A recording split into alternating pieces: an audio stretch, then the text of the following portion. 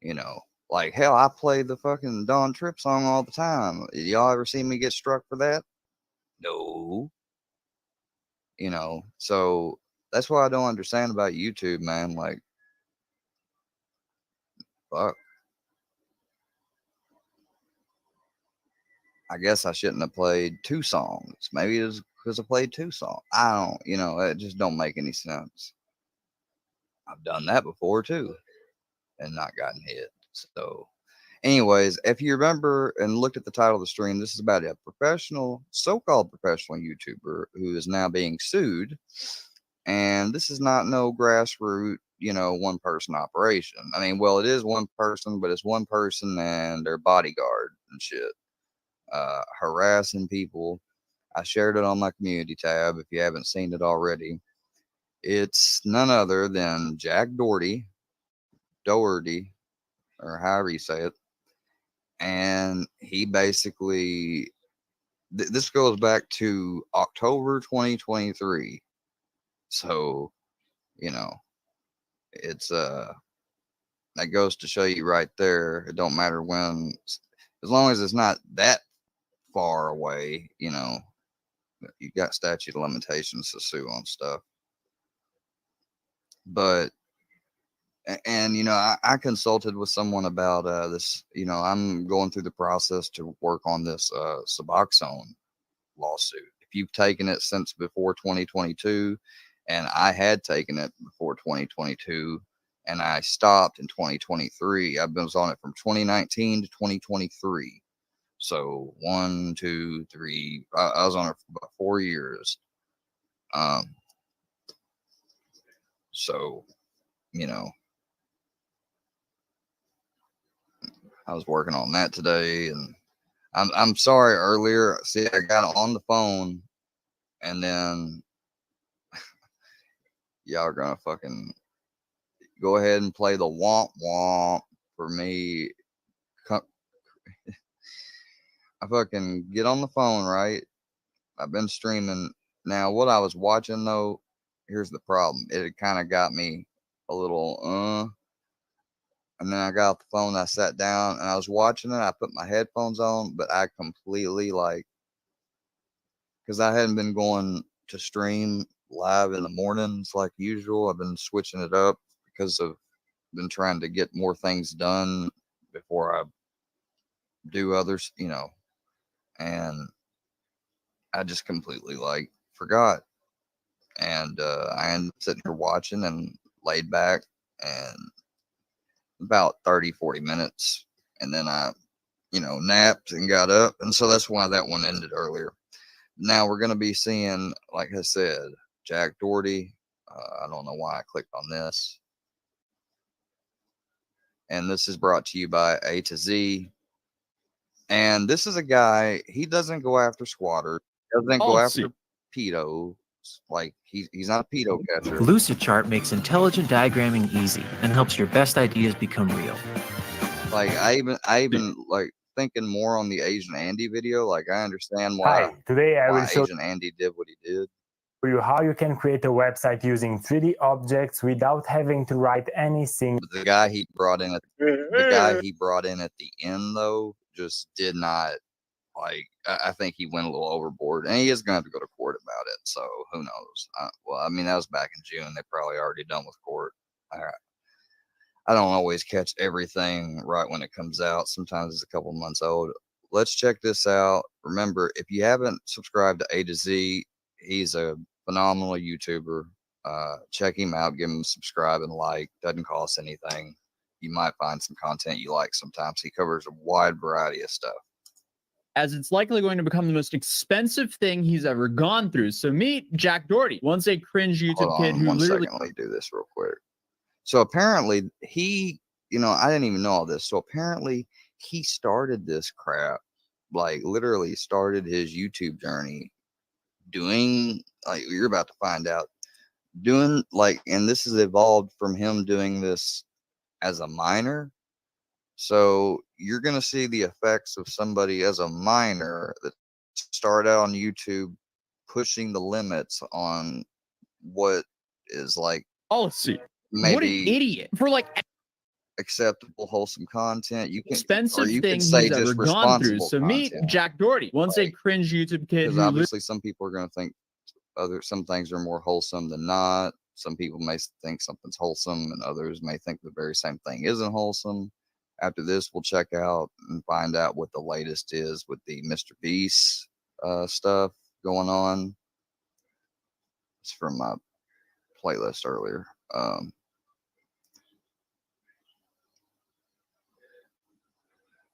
right, let's damn.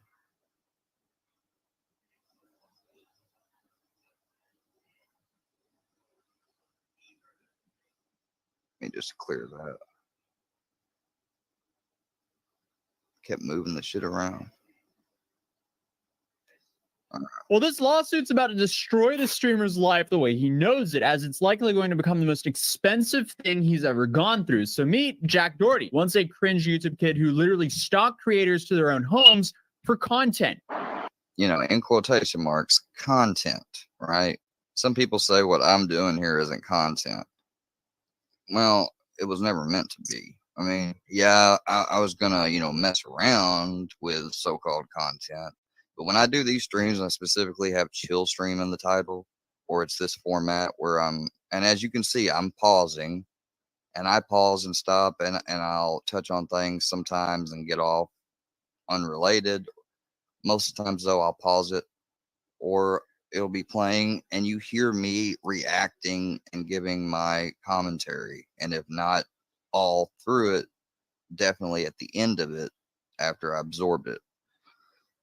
And if you don't view that as content, that's fine. Look, I come on here to hang out. I've made some, like, basically it's, you can almost call it a social experiment, I guess. I came on here with a goal, and that has kind of slipped around and changed based on the environment and various things going on in my quest to try to, like, just associate and make friends on here, like, without knowing about the troll angle at all. Like, I wish there was more awareness on what some of these platforms can end up exposing people to, or end up the people you come around that you're exposed to.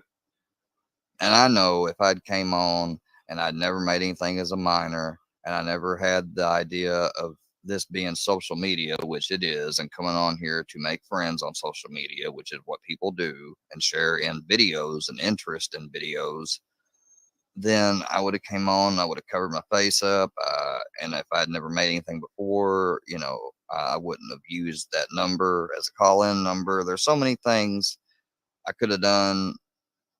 But here again, though, it's not like I had that knowledge and I just said, "Oh, fuck doing all that," no.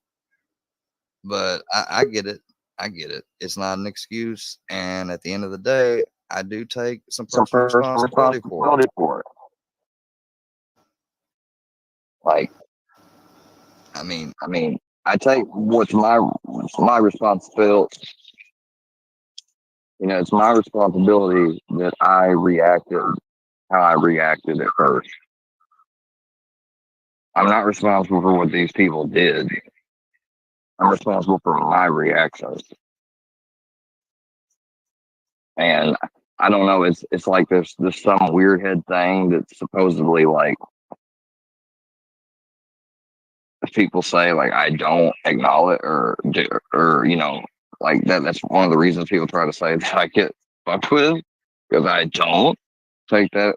But you hear me taking that responsibility all the time when I'm like apologizing, for example, to some guy for you playing a thing that you went boobity dead, boobity dead, boobity dead. Oh, I mean, back when I was with Gene, like, I want to seriously, like, and I'll do it again right even now. I will say I did seriously, and I will now seriously say that the shit I did gassed up thinking that Gene Team had my best interest and going along with them, I'm responsible for uniting with that shit. And that shit, like, promoted not offline or really malicious content, but hurtful content. And why did I put that bullying type hurtful shit back sometimes? Because I was getting bombarded with it. No excuse. Just giving you the full context so you judge me accordingly. These people want you to make you think like, oh, I'm them and I just attacked them randomly out of nowhere just because I came across them and I couldn't believe how ignorant they were. That's essentially what they did with me. So just know that, like, I do take responsible for the fucked up and way overboard reactions I've done in the past. Like, and I have been trying my ass off to develop a thick skin, or to the point that I just don't pay attention to certain things. And it's been working. I mean, been getting better. Like I know and can remember. I know people say I ain't got no memory used to being on Ativan for just a few years, but and it may have affected my memory some, but I remember enough to know I'm not anything like or where I was last year, or especially the year before. All right, moving back on.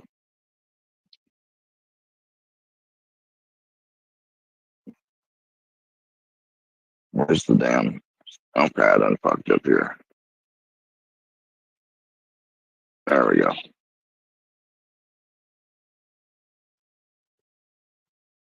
Get back into the video. We'll start over one more time because I do have DVR on. His life the way he knows it, as it's likely going to become the most expensive thing he's ever gone through. So meet Jack Doherty, Damn. once a cringe YouTuber kid who literally stalked creators to their own homes for content. I want them to come out so fucking badly. Now, I guess he just harassed random people in public for his own content. Whenever these randoms I stand up, can't believe that he was doing that as a kid. I just cannot believe it.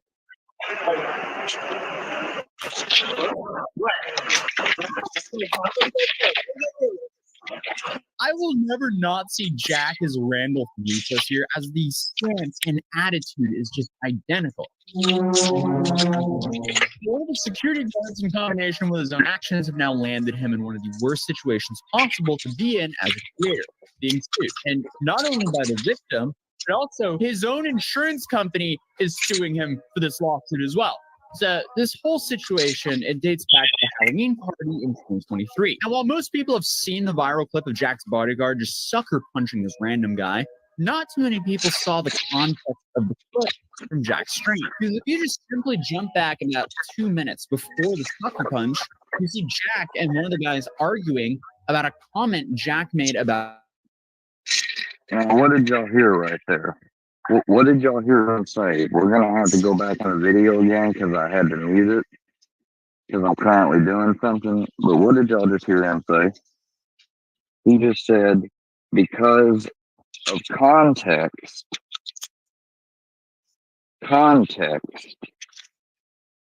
and whoever the troll is sending me a text message, you're not gonna get a response. I just hope you know that, you know.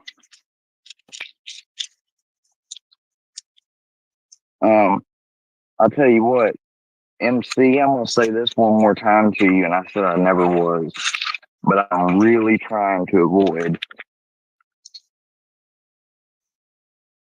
Hold on.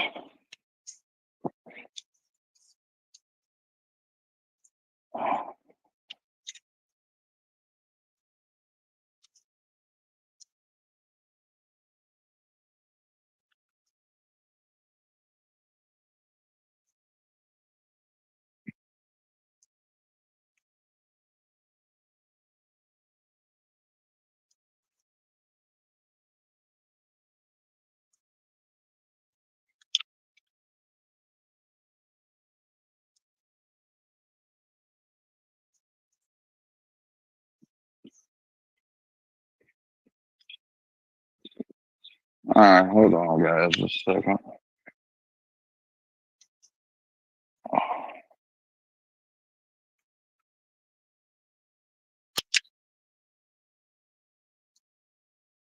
Good Lord.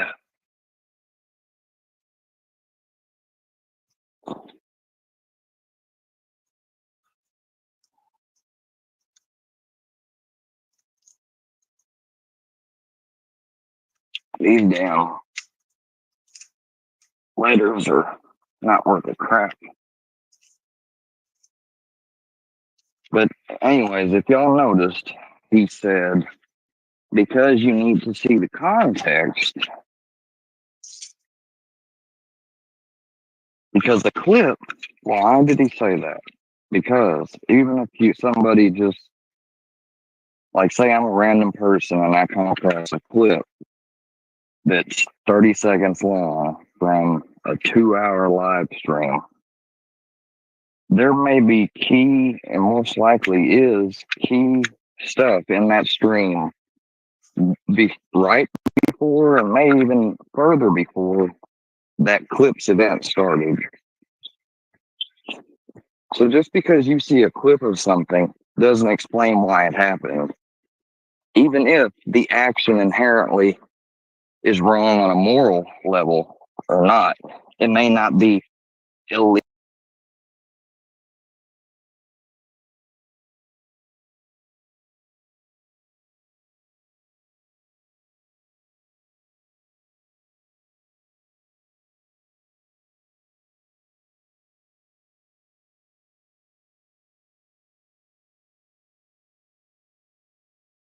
Again, guys, remember that contact, even way before clips, there probably is, that's how people try to trick. And it's not just trolls. I mean, YouTube channels do that all the time by taking clips from, people that will upload clips to stuff and act like it's their own. Bambi, but I've never pretended to act like any of the shit that I play or react to is my own, so keep that in mind.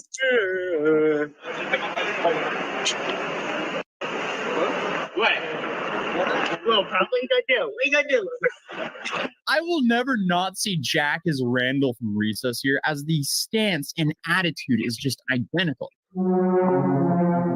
But one of his security guards, in combination with his own actions, have now landed him in one of the worst situations possible to be in as a creator, being sued. And not only by the victim, also his own company is suing him for this lawsuit as well.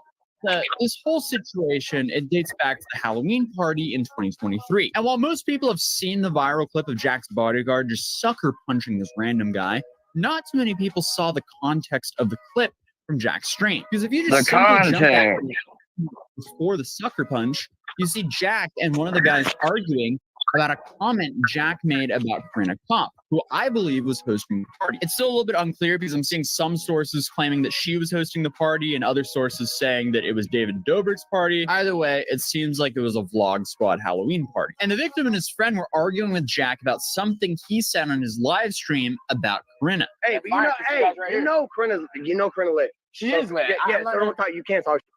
It's not like a more of a joke, but like, I'm just saying, I call everyone to know rough. Wait, you ain't talking about.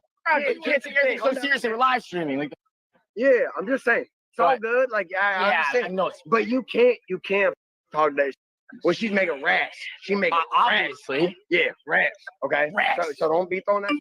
Man, listen, bro. What we doing, bro? What we doing? No, I'm just. What are we doing? What are we doing? Dude, you make me upset. As soon as his bodyguard comes, he gets hyped up.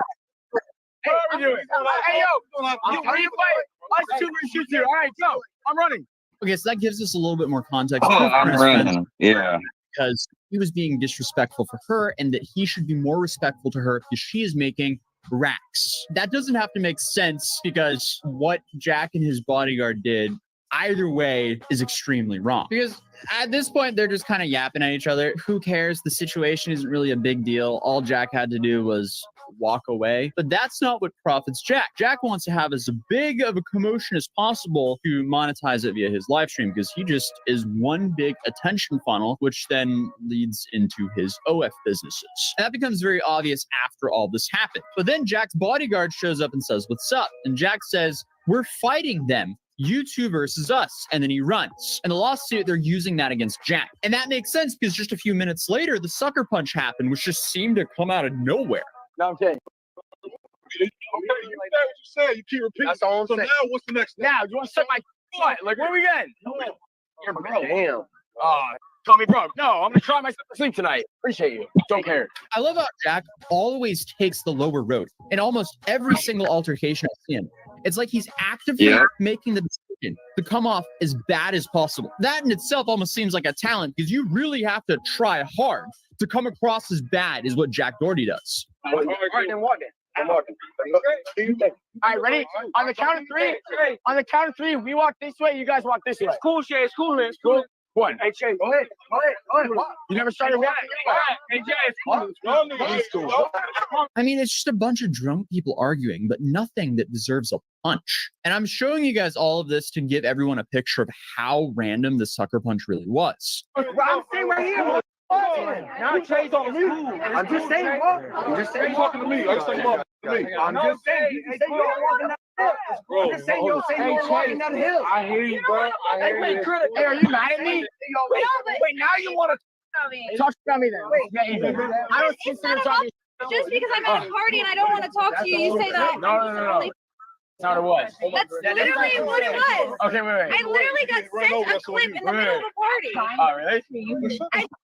W Cooper. I don't want to be on the stream. I'm just saying, walk. Yo, chill. No. Just back up. Just stop. I'm just saying, y'all say just stop. Stop. Yeah, stopped it there for obvious reasons. As you can see, that was not self-defense. That was a sucker punch. Then to make things worse, he's not even defending his client. As you can see, his client is standing safely right over there. The punch is here. Jack's over here. He's not defending his client here. And that's what the side of the victim who was sucker punched is using in court, as Jack is being sued by them for assault, battery, negligence, and emotional distress. And what's also really not helping Jack is he hired this bodyguard, Kane, when the exact same thing happened just 4 years prior to this event. So Jack hired Kane when Kane has a past of literally punching people when he doesn't need to do so. And of course, to make things worse for Jack used this moment to promote his stream, not to apologize or show any sort of sympathy. It was like, great, this happened. I'm now going to promote it everywhere, but not before he ran off. So right after this happens, they run off. And then he goes on this like promotional tour of, look what just happened on my stream, guys. It's so disgusting. But Jack is either delusional or desperate, maybe both, as it now came out that he was trying to use his renter's insurance to pay for this lawsuit. This was not at his house. He was out of state. He was in California for a Halloween party, and he's somehow trying to use his renter's insurance to pay for this lawsuit? What? YouTuber Jack Doherty sued, "We're not paying for Halloween KO." Wrong insurance, bud. In a new legal docs obtained by TMZ, State Farm says Jack is trying to use his renter's insurance policy to force the company to defend him in the litigation and possibly any. Wow. State Farm says that Jack is actually not covered here because not only does the policy not cover willful acts that cause bodily harm, he also posted a video of it on his media pages and is using the footage as part of his business, which is also not covered under policy. What an idiot for like every single action here. An idiot for trying to use his renter's insurance policy to cover this. And he's an idiot for using this to try to promote his business. As a result, State Farm is asking the judge to declare that they're not on the hook to defend him or pay out any money in the assault and battery suit. I'm trying to make sense of this though, because so he's trying to use his renter's insurance policy here. But from everything I've seen, he was not hosting this party. This was not on his property, from what I know. So is this just one massive reach by him, or does everyone have the story wrong and he was actually the host of this party? Something's definitely not adding up here, but I could also just be giving him way too much of a benefit of a doubt because he just might not be thinking that rationally. Either way, it just doesn't make sense. But to be fair, a lot of his other antics just do not make sense whatsoever. So at least he's consistent. It's going to be very interesting to see what happens from all this, because right after it happened, he was talking such a big game saying, oh, this is nothing. This isn't even going to affect him. Meanwhile, he's now trying to use his renter's insurance policy to cover this. That doesn't sound like a move from someone who's saying, oh, everything's fine. That sounds like someone who's scrambling for a Hail Mary. I will definitely be covering the updates of the story. So if you're new here, feel free to subscribe, drop a like on this video, and I'll see you guys in the next one. Shout out A to Z, y'all. Damn, I can't believe he's going to use and try to use his renter's insurance. That is fucking wild, insane, crazy. Some ex-employees still have their stories to tell. am now in contact with a lawyer that was provided by Rosanna Pansino. I even spoke with the next editor of Mr. Beast, who had a lot to share that I'm going to be sharing with you today. I actually went to therapy after Mr. Beast because it was like that impactful for me. But throughout this entire ordeal, Mr. Beast has been uploading videos like business as usual, even though people have been wondering why he hasn't made a statement. Well, not in the way that you might think. We're talking about Jimmy Donaldson, but you probably know him as Mr. Beast. Chloe Malas speaks with another YouTube star who's looking to expose what's really behind the scenes of Mr. Beast's empire. Hello everyone, welcome back to the Astro, and if you're new, welcome. There's been a lot of news articles, videos, and claims being made about Mr. Beast. Claims such as Mr. Beast faked his videos, he knowingly hired a registered sex offender, and that the contestants were being mistreated on the sets of his shows. I highlighted a few of these claims in a previous video, but that was weeks ago. And at the time, Jimmy was radio silent on those allegations. Instead, he has been uploading videos to his channel and hiring lawyers to silence others who have been talking about him. That's right, Dogback404 got hit with a cease and desist where he replied, "Facts ain't defamation." Actually, he hired the same lawyer that represented Alec Baldwin after he shot someone on set, Alex Spiro, which people think might look like an admission of guilt. PR experts claim that Mr. Beast might have made the worst response by hiring celebrity lawyer Alex Spiro. But on top of all of that, we found out recently that Mr. Beast actually... I cannot believe he would hire that guy. Jake Weddle, the ex-employee who broke the news about Mr. Beast, he must do criminal defense and civil lawsuits. Recording. The title was clickbait. There was no secret recording, and most of the video was a stream of consciousness. But there was a part 8 minutes into the video where he said that Mr. Beast DM'd him and even called to try and make things right. He said, hey, I wanted to reach out and say I didn't mean to cause you mental stress with that video, and I apologize. Clearly, it had an effect on you. You mentioned you like to be paid out the rest of the prize money, the other $190,000. And I'd love to make things right with you. I have zero expectation of you mentioning me sending you this money publicly or taking down any videos. This is just me wanting to help you out and make sure you're good. I just need to know if you still have the same bank or not. We'll send you the money on Monday. Wish you the best. So Jake was offered the remainder of the prize money from the video, which he participated in. He said he didn't want the money, but he counted it with a lower amount with the hope that he can continue to make videos talking about Jimmy in future videos.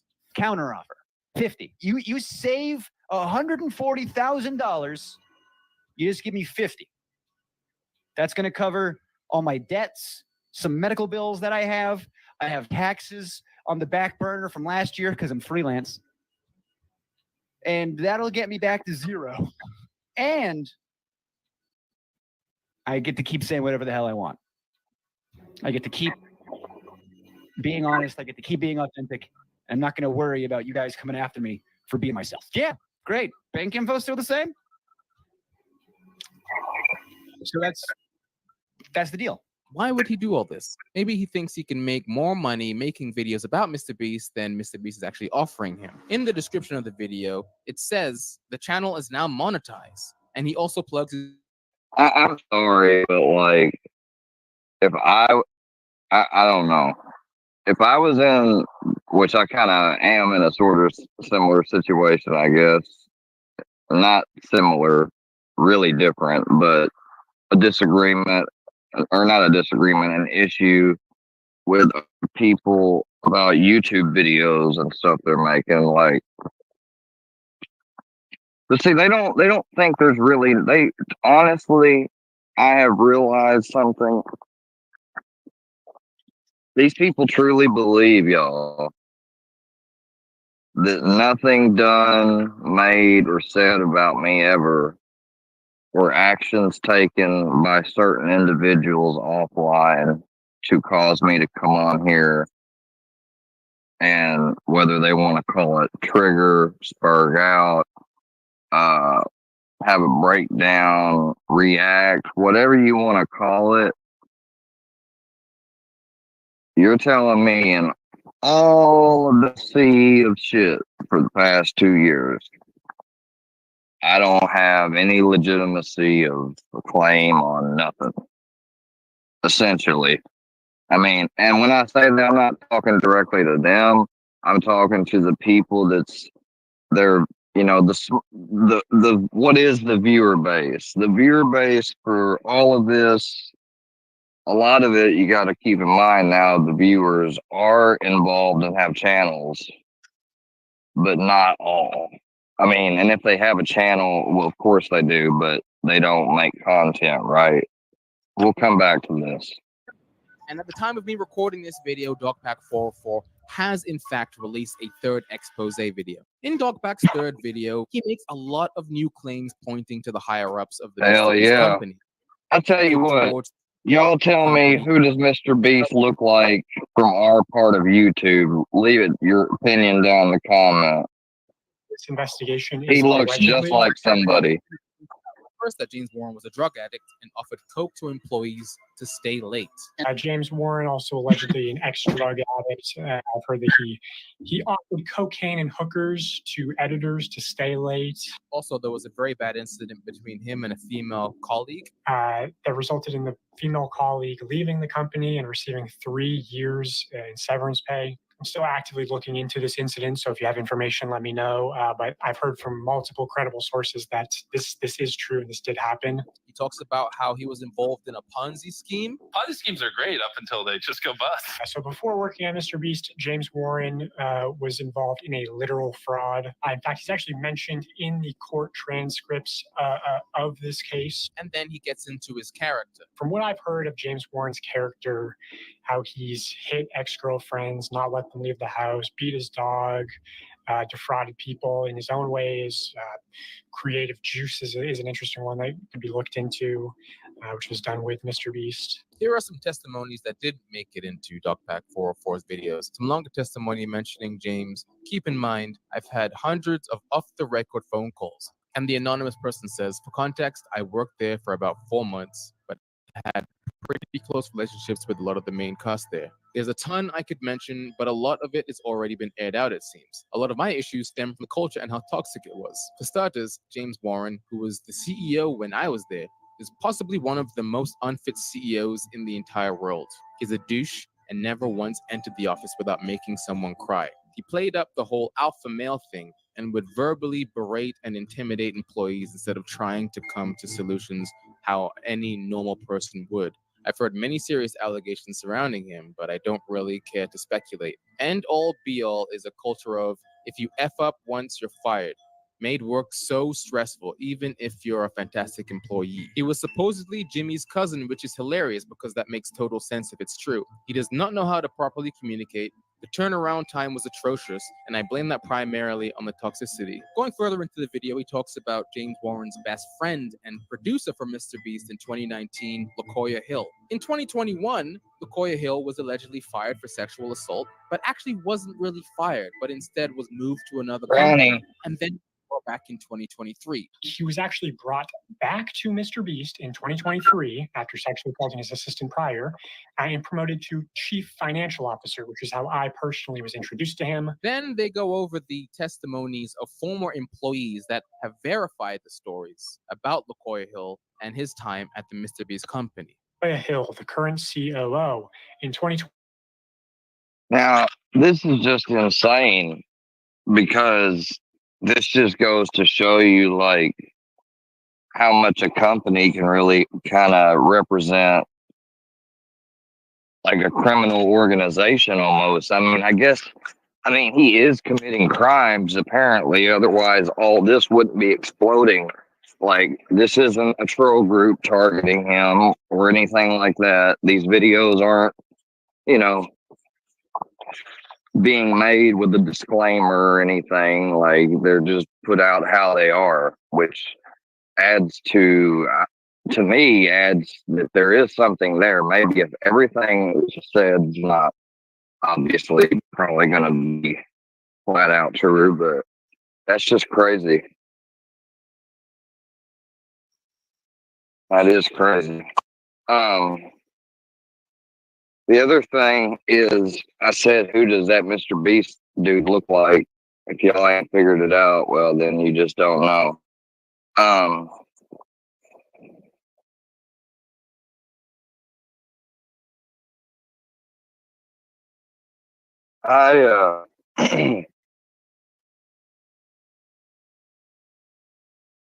I got something in, and I've been working on it back, and I send it back, and I've just got like I feel really blessed despite everything that's going on.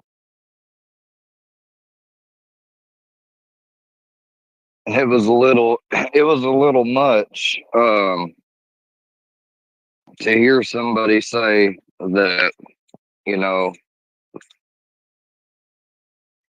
you talk about this stuff so much all the time that, you're really, it's really had an impact on you. That's what my counselor said last time. Because I straight up asked, I said, what are you honestly? I said, honestly, what are you thinking? Or what are you, do you think I'm just being stubborn? Am I doing this to myself in some way? Am I,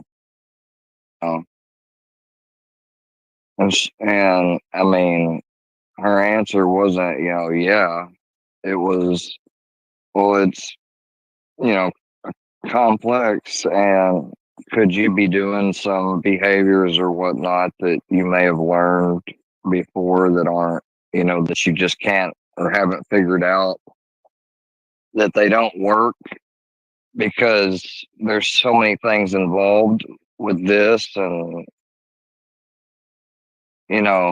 but overall other people's actions, if other, her thing was, it's pretty funny for other people to talk about people's actions or lack thereof when their own actions are, if not the same, worse, or, I mean, they got no, and especially when their actions are to try to deliberately affect and or get something out of my behavior, negative, what have you. So, that's to be judged by, so that's why I don't consider it judgment, because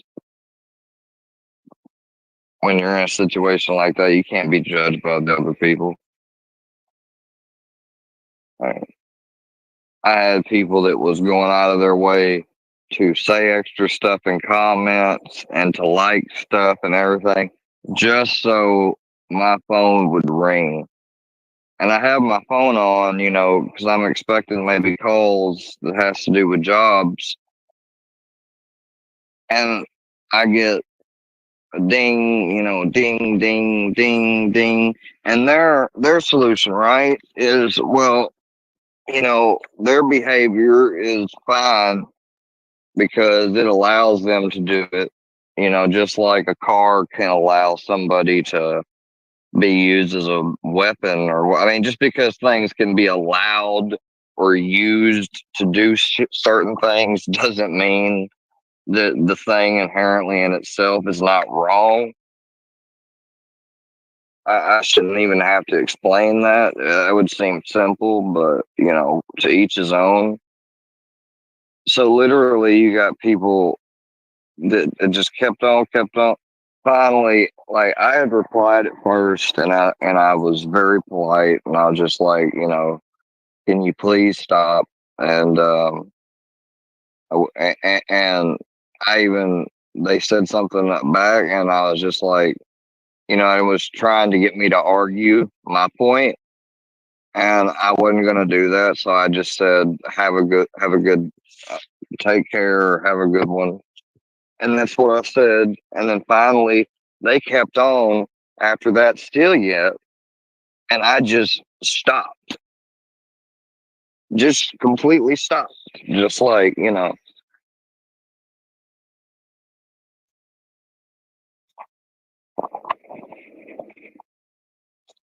then I outlined it and,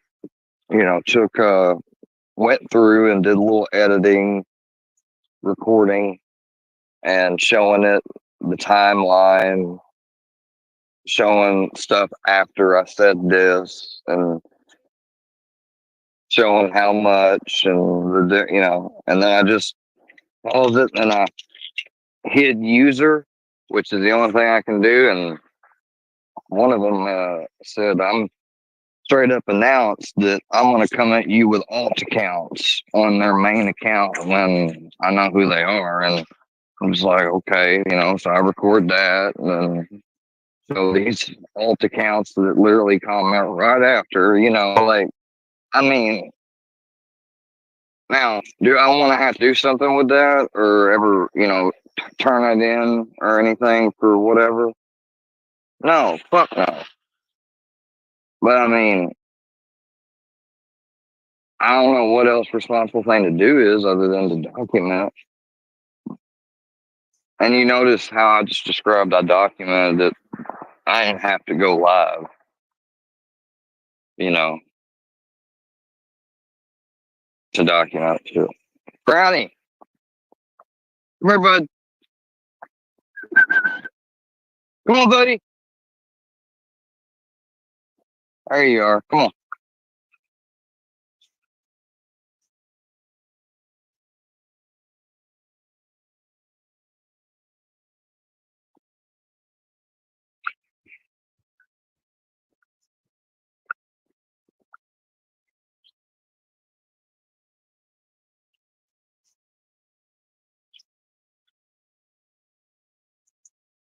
So yeah, it's crazy how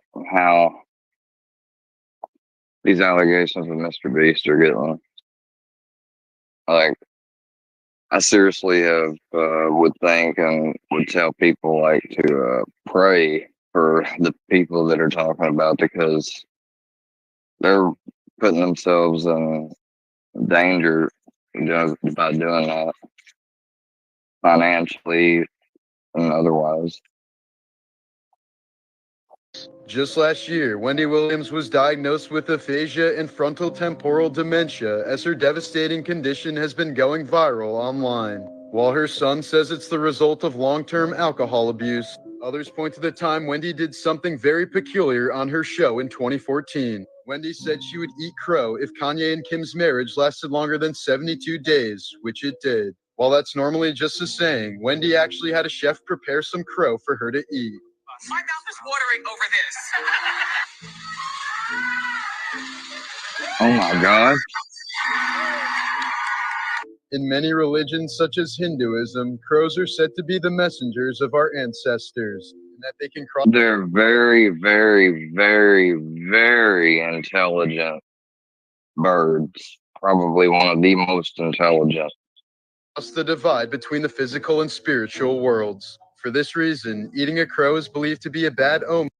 I mean, they literally like watch and study us in a way. It's been demonstrated.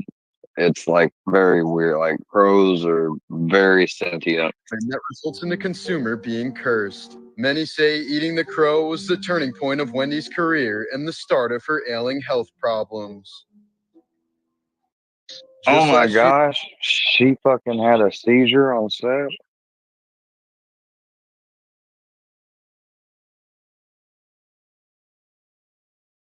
What the fuck?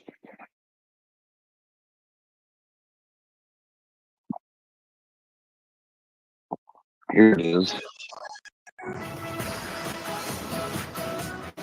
It was a real-life scare for Wendy Williams on Halloween morning. We've got a lot to talk about. Because the talk show host passed out live on air. It's time for our How You Doing Halloween costume contest. We do it every year. It's always a lot of fun. Let's get started. Our first caress.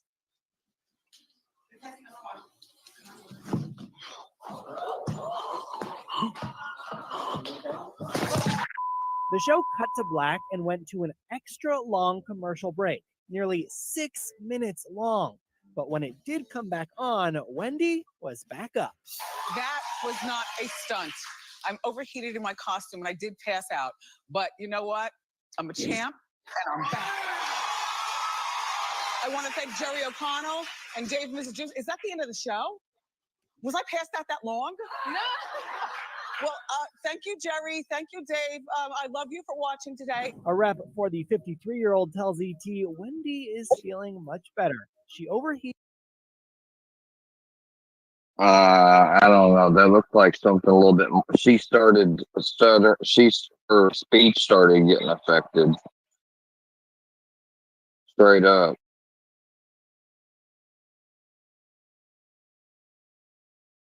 Something was put in her drink. This dude says. Costume contest. We do it every year. So it was a lot of fun. Let's get started. Our first caress. Oh, that's just stupid. I took that serious for a second.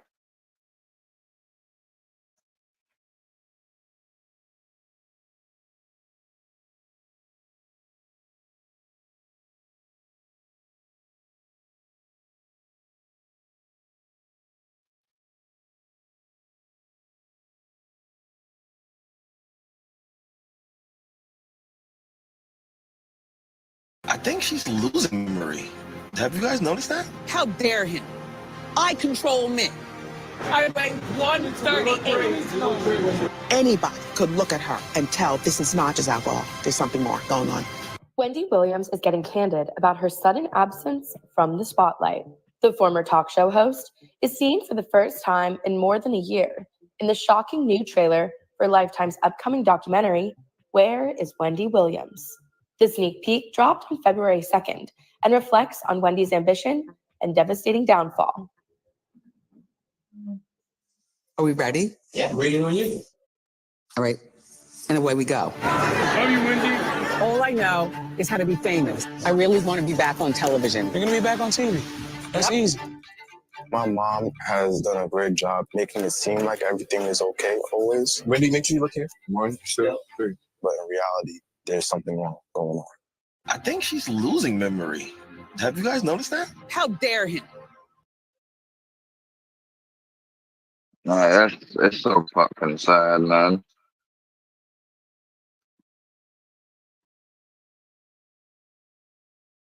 Then again, they said he did a lot of stuff like this, which some people say is it's her karma. Clap. Clap if you know who Swavey is. Well, he's a TikTok star. He's got more followers than me. 2.5 million. So here he is.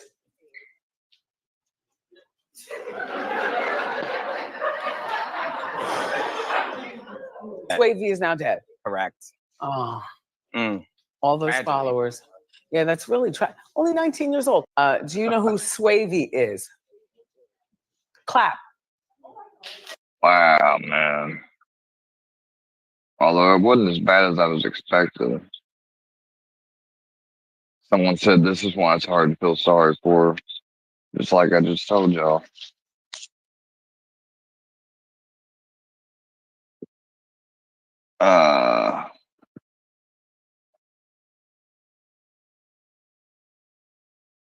Now, this is crazy. Everyone in So we've had another school shooting. For those that are a little behind, if you happen to be behind on news any or don't watch it, apparently from what I've seen now, the mother actually tried to warn the school about an hour or almost about an hour in advance. The father obviously purchased a weapon for his son, which was legal, by the way, but still they're charging parents now that whenever they buy them, and there's recorded obvious issues, especially when they're not being addressed or if the gun's not stored in a way that's not just accessible to them all the time. There's a bunch of factors that go into it. Child in that school was a victim. We are learning new information about the far-reaching impacts of a shooting at a high school in Georgia as the community tries to come to grips with what has been revealed so far. A 14-year-old and his father are both in custody facing charges of murder. We're digging into the interviews that the two did a year ago after the FBI got a tip about an alleged threat. We're going to break this down with former FBI and CIA agent Tracy Walder. Welcome to Sidebar, presented by Law and Crime. I'm Jesse Weber. He ought to feel ashamed because, I mean, like, what's going to end up happening? I mean, I would think actually not with Bruin and all the victories with the Second Amendment. It's really a interesting time to live in because on the one hand, you got all these people that want to restrict guns. Like, hell, if they could take them all, they would. But just say restrict what is already restricted right now. Like, we already have a machine gun black hole. There are no more new machine guns being manufactured for civilian use, period. So unless it's a transferable one or unless there's some loophole I'm not aware of where people can somehow make something or convert something legally, maybe still, like there are no machine guns. So we've already got that. We've got the NFA, which technically is not constitutional, whatever. We got the ATF, you know. So now the public is, I mean, and then you also got the fact that we live in a country and it's designed to where states have the right. So in some states, you know, you can only have a handgun that's got 8 rounds in it. More of the northeastern states have stuff like that, or California. You know, like here in like my state, for example, people can have a 30-round drum. I think they can even have a 50-round drum, maybe 100 even. I mean, I don't think you can carry anything more than like a 30, but still, which would be very hard to kind of carry. I mean, then again, maybe not if you had a bag or something. But still, yeah, I mean, yeah, who needs that many rounds? Not really for a self-defense situation, you don't. But because people like to go to a thing called shooting ranges, you know, humans are inventive and creative. And especially men like going to shooting ranges and tossing lead at targets. And with YouTube, like Kentucky Ballistics and all this stuff, you got people more and more going out and coming out to properties and stuff and hosting and allowing people to shoot it. Ballistic gel dummies, all types of crazy ass shit. You know, safely, responsibly, as best they could. Like Kentucky Ballistics, probably like one of the most safest people I've seen around firearms. But that still ain't gonna stop something like when his 50 cal exploded on him. You know, that's just one of those one in so many hundreds of that, maybe thousands. I don't know what the statistic is, but somehow he had a squib or something in it. And so when he went to pull that trigger, like, I mean, that thing just exploded, flew back on him, different parts, you know, cut him, burned him with some guy, you know, all types of shit. And so, yeah, I mean, you could still be the safest of them all and still have something like that happen, you know. That's a terrible thing to have happen. But and these school shootings, they're fucked up. They're supposed to be a safe place for children to learn, you know. And I mean, we did drills, I remember, but it was never that big of a concern, I think, like when I was in school. Like, I guess people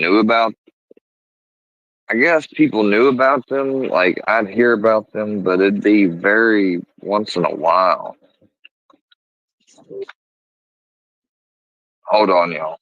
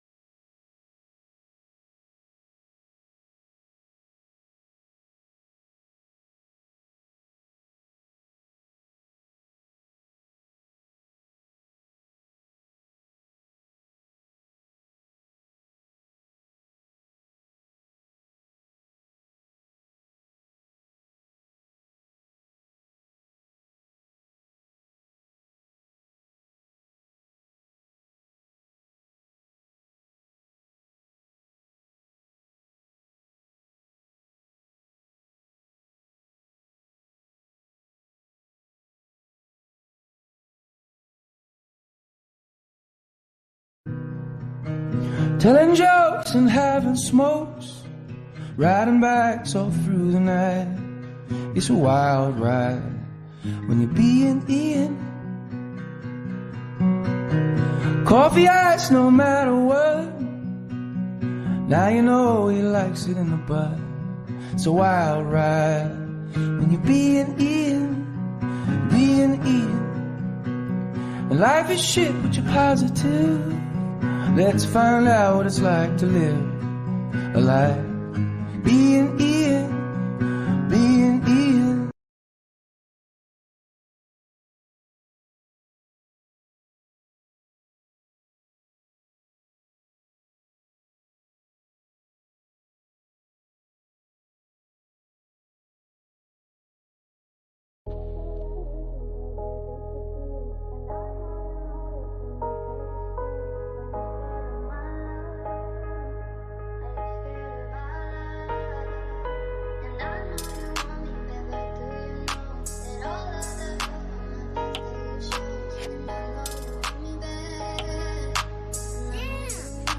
Let's fucking go, man. You about to see a side of chaos that nobody has. Phone call from Books. And I had to step away. Sorry about this. Yes, I was muted. Sure was. I obviously had BRB on the screen, if that's not obvious. Maybe not the whole time. I ended up getting it up there. So yeah. But Books is doing good, so if you have any prayers or anything you want to send his way, please do. He's been in there 95 days. Long time. I know that shit goes slow as hell.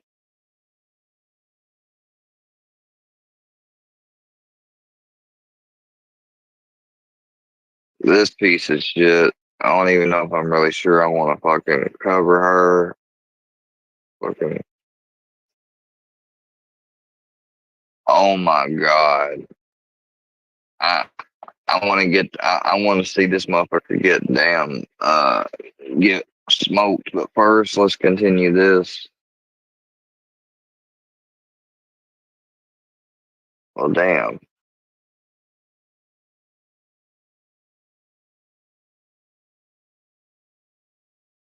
Oh, we'll come back.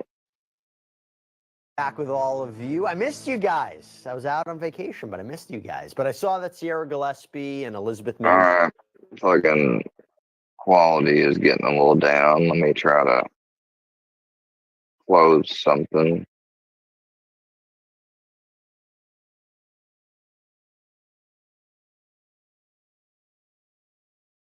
All right, there we go. That should free up some stuff, right? Well, hold on, let me do this too. For me, want to thank them for the great work. But now I'm back. Want to get into it. And while I was away, unfortunately, I saw the news that all of you saw. That 14-year-old Colt Gray and his father, Colin Gray, are both behind bars right Shit. Everyone in this community is a victim. Every child in that school was a victim. We are learning new information about Appalachia High School on September 4th. Officials. Hey, everybody. Good to be back with all of you. I missed you guys. I was out on vacation, but I missed you guys. But I saw that Sierra Gillespie and Elizabeth Milner did a fantastic job filling in for me. Want to thank them for the great work. But now I'm back. Want to get into it. And while I was away, unfortunately, I saw the news that all of you saw. That 14-year-old Colt Gray and his father, Colin Gray, are both behind bars right now, one in a juvenile detention center, the other in an adult jail, for a horrific school shooting that took place at Appalachia High School on September 4th. Officials. He shouldn't be in no juvenile detention center. He's being charged as an adult. He should be fucking in an adult jail, bro. That's my view.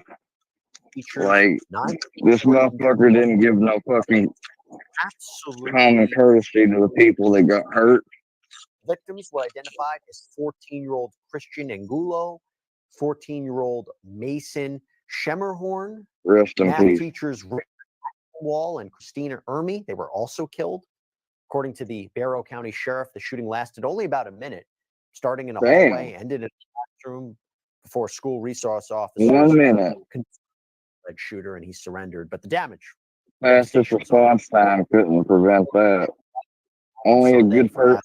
That goes to show you right there that the fastest response time could not prevent that whatsoever. And they had a fast response time because they had the security system installed a week prior.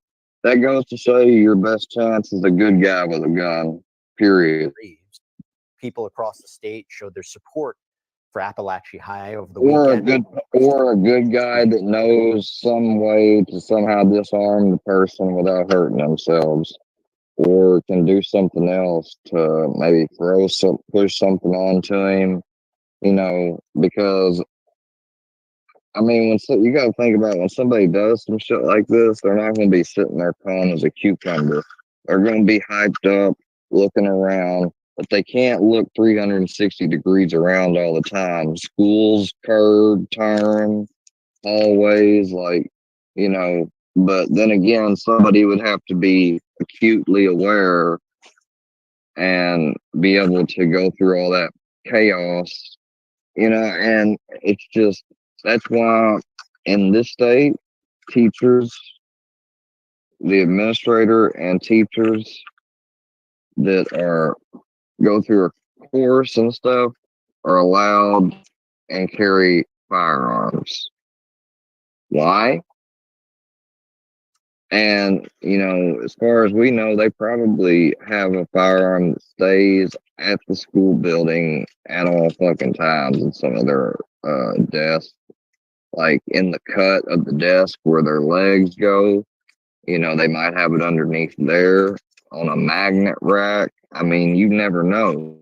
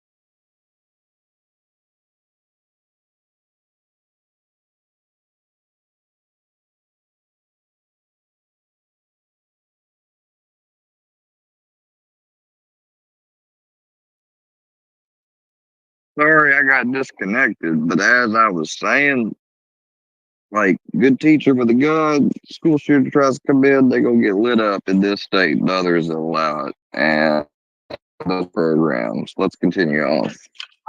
Is the FBI dealing with these kinds of tips like that, right? Someone threatening violence against a others or threatening a school shooting on maybe a social media platform or online platform like a Discord? Well, thank you so much for having me, Jesse. The FBI actually regularly monitors Discord just because there is so much that goes on that platform. You know, the FBI, most of these threats actually do not originate with the FBI. They originate with local law enforcement, quite frankly, typically because that's who people reach out to first. This one came into their National Threat Operations Center, and it's like a clearinghouse, I guess, if you will, for threats. And the FBI appropriately kicked it down. FBI is monitoring everything, and that is why my confidence is unwavering in knowing that I haven't done anything wrong in the defense of myself against these fucking trolls.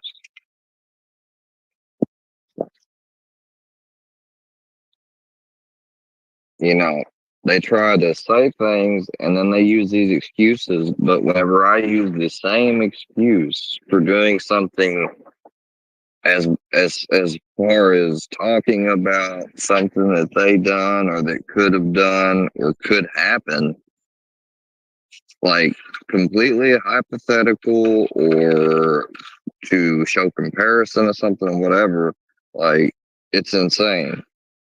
An email address used by Colt Gray. So agents passed the information along to the Jackson County Sheriff's Office, which sent deputies out to talk to the Grays at their home where they lived before moving to Barrow.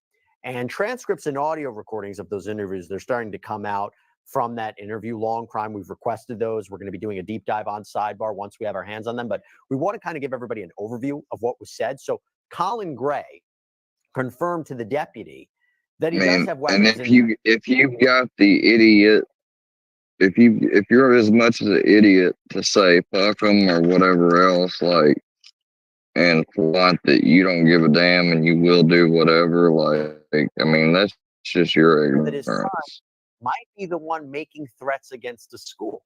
So Gray insisted that Colt understood that this was a serious accusation, that Colt himself swore that he would never post anything like that, even as a joke. And at one point, the investigator says, God forbid something happens and I didn't do my job. I feel pretty bad about that, which is chilling words, knowing that Gray is now accused of killing 2 teachers and 2 schoolmates.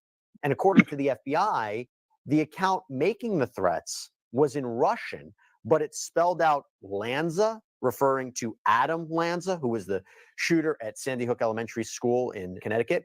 And when police searched the Gray home, they also find these writings from Colt that allegedly show he was interested in Nicholas Cruz, the shooter at Marjorie Stoneman Douglas High School in Parkland, Florida. So when you hear this, Tracy, and you hear how much information was there, and as you said, it was the FBI working in conjunction with local law enforcement, I'm surprised that nothing more was done.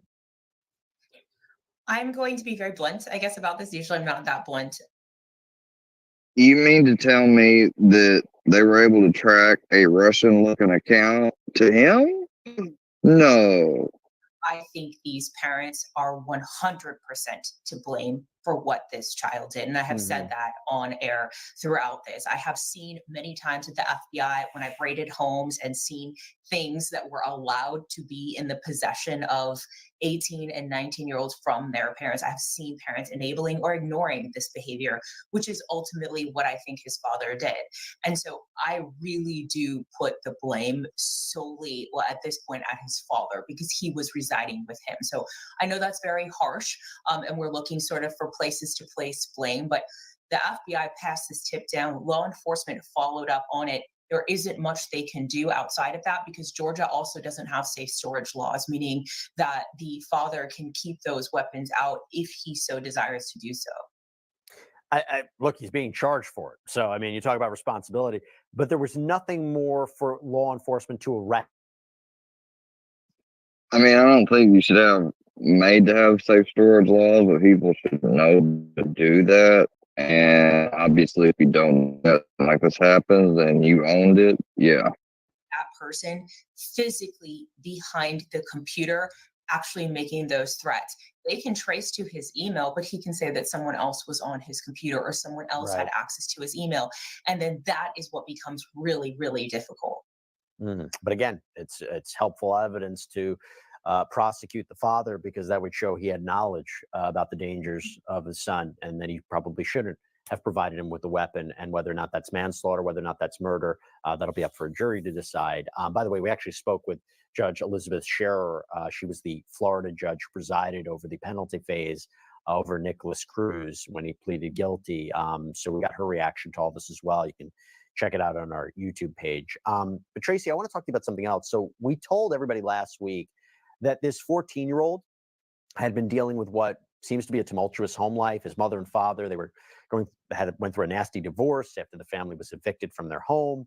Colt's mother, Marcy Gray, and her family have accused Colin Gray of domestic abuse. She herself has a long criminal history that involves drugs and fraud. New York Post spoke with Colt's grandfather, Charles Polmas, at his home in Fitzgerald, Georgia. This is where Macy had been living since the split. And he said, quote, Colt has to pay for what he did, but I'm telling you, he was driven. No question in my mind. Colt is like a lot of young kids these days with the tablets and some of the garbage they pull up, the blood and all the fighting. If you don't think that has an impact on young kids, you're missing the boat. And that was also part of Colt's problem. It's part of it. And living with a dysfunctional dad who was a screamer and a hollerer, no question about it. Prior to going through this, he was a good kid. I will preach that forever. And he said that the hopes that Colin Gray gets the death penalty in this as well. Your thoughts on that? That's really harsh. I think a lot of times we generalize people and their behavior. I'm probably going to get in trouble for saying this, but I grew up with a yeller and a screamer. I did not turn into a school shooter. There's lots of children that have unfettered access to the internet that don't do these things. But I do think, as myself a parent and society as a whole, allowing children unfettered, not unmonitored, but unfettered access to things like YouTube, video games, those kinds of things, does expose them to things that they're probably not mentally capable of handling at that stage in their life. There is also reporting that the alleged school shooter's mother, again, Marcy Gray, tried to warn the school that something might happen. So a woman named Annie Brown spoke with the Washington Post, and she says that Marcy texted her saying she spoke to a school counselor at the high school and warned them that there could be an extreme emergency if someone didn't check on Colt right away. And records released to the newspaper show that Marcy did call the school at 9:50 a.m.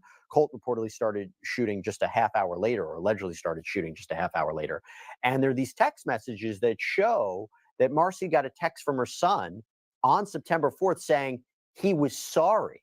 And so she knew something was wrong, reportedly started driving towards.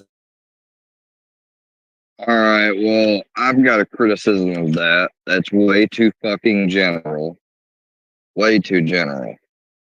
You should have added more. School shooting, sent a text to his mom before he carried out the attack saying, I love you. His mother responded, I love you too. Are you okay? Ethan, don't do it.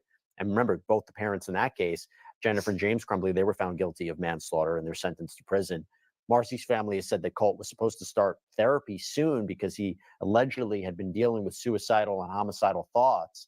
And Marcy told the Washington Post in a text message, I am so, so sorry. I cannot fathom the pain and suffering they're going through right now. When you look at that from an investigative point of view, what's your take? Well, I guess, aside from being FBI and CIA, I also was a high school teacher as well. So I'm familiar with the process in terms of reporting these things. And, she did notify the school. I'm not sure if that went to the counselor or not. It's still unclear who that went to. The school actually did go to the math class to poll the child. They just pulled the wrong child with the same last name. And so they pulled that person's backpack because Mr. Gray, or the child, was out in the restroom at the time, and that's why they pulled that one child. So it actually sounds like the school did what they were supposed to do. But my bigger question, actually is how the weapon got into the school. I don't know if the school has metal detectors or those kinds of things. It's a pretty technologically savvy school based on what they had in terms of lockdown procedures, but that hasn't been confirmed. So I would be very interested to know how that got into school and what their procedures are regarding weapons on campus and frisking students for weapons on campus. So it does look like they tried. I believe it was at 10:13. They walked into that math classroom to pull the student, which would have been prior to the shooting itself, but they pulled the wrong one. Mm-hmm. And then before I let you go, Tracy, I wanted to ask you about this. It's being reported that in the days. Even when I was in Nashville, we didn't have metal detectors. Never, never. We did not have metal detectors. I'm just thinking, like, wow, you know, I've had, everyone knows I had my issue with suicide, you know, but I've never had homicidal. Like, if somebody's got homicidal thoughts, I think they should automatically, that's a first sign of it, should at the very least be required to go to like severe or intense outpatient therapy at the very least. Even if they, and, you know, I mean, mental health is so important at the same time. The mental health structure and how it's treated with just these pills mainly is wrong. Like, you have mental health professionals accepting with, in, like, basically affirming people's delusions nowadays on some things. You have phrases like gender dysphoria removed from the DSM.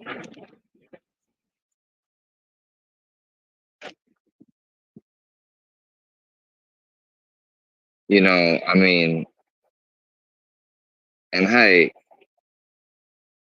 like, I just, it's not that you're against people that do that. Like, if somebody does that, I mean, I have my own thoughts on it, but I won't shove them on them and I won't crucify them. But at the same time, I don't see how science or a discipline of, you know, a discipline like psychiatry is supposed to change its stance or something that they've long said they've known what it was and defined it.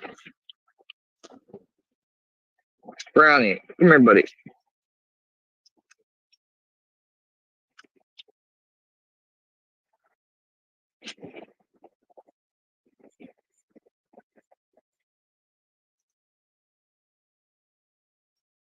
Hope you have a good night too. My audio is fine.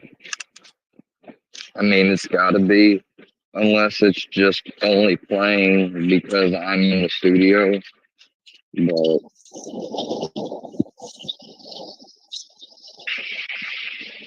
come on, Brownie. You know, my audio is fine.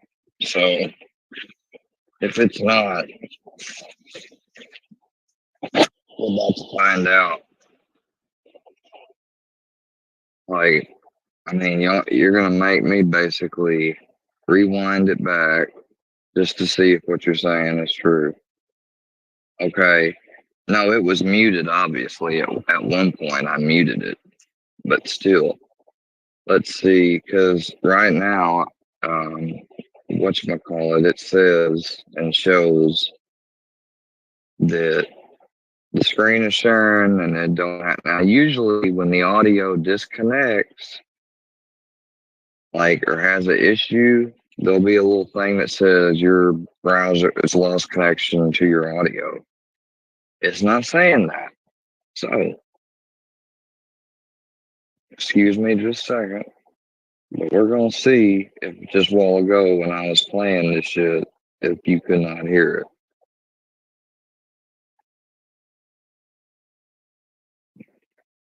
I call bullshit. Maybe earlier, maybe, but not just now.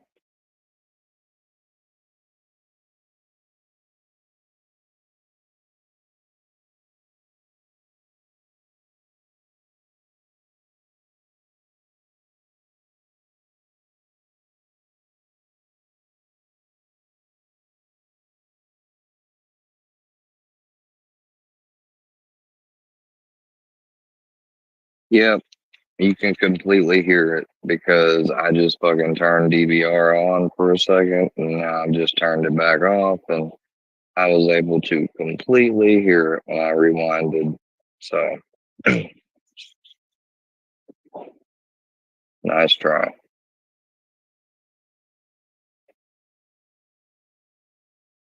All right, guys. Let's see.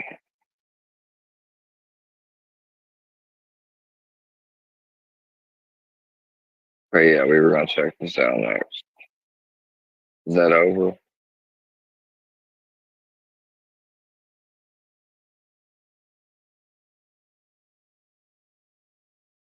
And I'll tell you what, Johnny Goble, I'm gonna give my true honesty of why I was, and I meant my apology towards Johnny, and why I was the way I was towards him, because there's an argument, and I've got to debunk it rationally and logically, and I will, and you can decide for yourself after I'm done. All right, let's get into this next video. I am unmuting that screen. There we go. All right. Now, viewer discretion advised on this one because this does not seem like this is going to be a friendly video. It sounds like this guy has done something really bad and he is trying to get out of prison. I can already tell you, I hope he does not. And I am going to be happy the moment that we see when he gets told denied. But let's listen to his rationale. If he has any, which would just piss me off. You committed was due to underlying situations. What were those underlying situations? The toxic relationship that I was in and the stress that I felt from realizing that I was in a situation of control. So that is not a fucking rationale for what it says you did in the title that I can't even read out loud. You were in what you described as an unhealthy relationship with the mother of the children, and your way of dealing with that was actually violating these young girls. Yeah, it's not an excuse, but that was the result. No, that was a choice you made. And this hearing only gets worse. And if you can imagine that he was only just sentenced. This motherfucker, man. 2023, a year ago at the time of his hearing, and that he only has a 6-year sentence, a maximum release date of 2020 children. So who cares, right? Make him serve 100% of the fucking sentence. Hey, you know what? Extend the motherfucker. The details at the end. Jordan Trent, 421-300.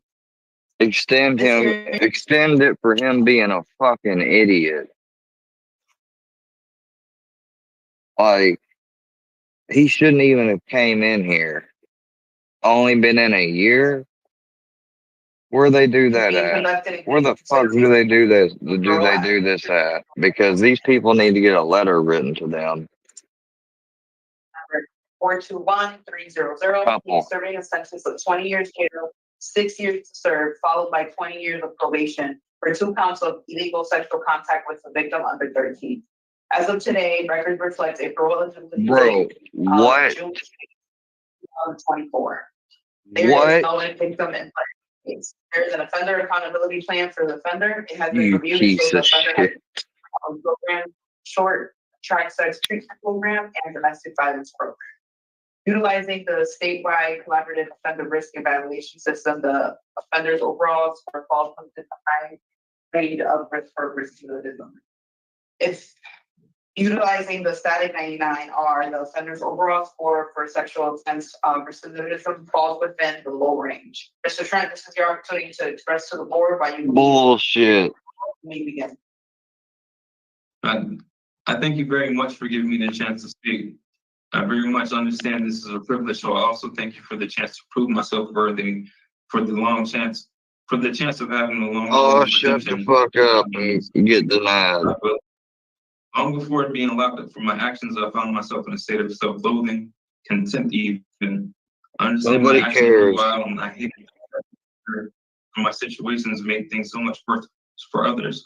I didn't see how it was possible until I haven't taken these classes and haven't reflected on everything. Like, Now I see ain't how saying it so they can, so the trolls can report me, but I literally would tell this dude to just fucking just like, this is one person, and really, you know, if you would ask a priest or somebody, they'd say no, it's wrong, no matter who. But I'm sorry, I kind of have the opinion that's more. I kind of like to form my opinions on a more personal, basis, not just because generally that's how it is. In this case, these people, like, I would tell this dude, just end it. Like, that's how you leave. Just end it. Like, and I mean, I would never tell anybody. Like, I would never tell anybody that. I've never played Call of Duty and told someone to do that. And, I mean, people do it though, and it's sort of referred as trash talk and whatnot. But it's really messed up. That can screw with somebody's head. But this motherfucker, I don't give a shit about. That should have never happened in the first place. I wish every day that I can undo it all. But sadly, all I can do is be sure that all I can do to make sure it's never possible again is continue treatment once I'm out.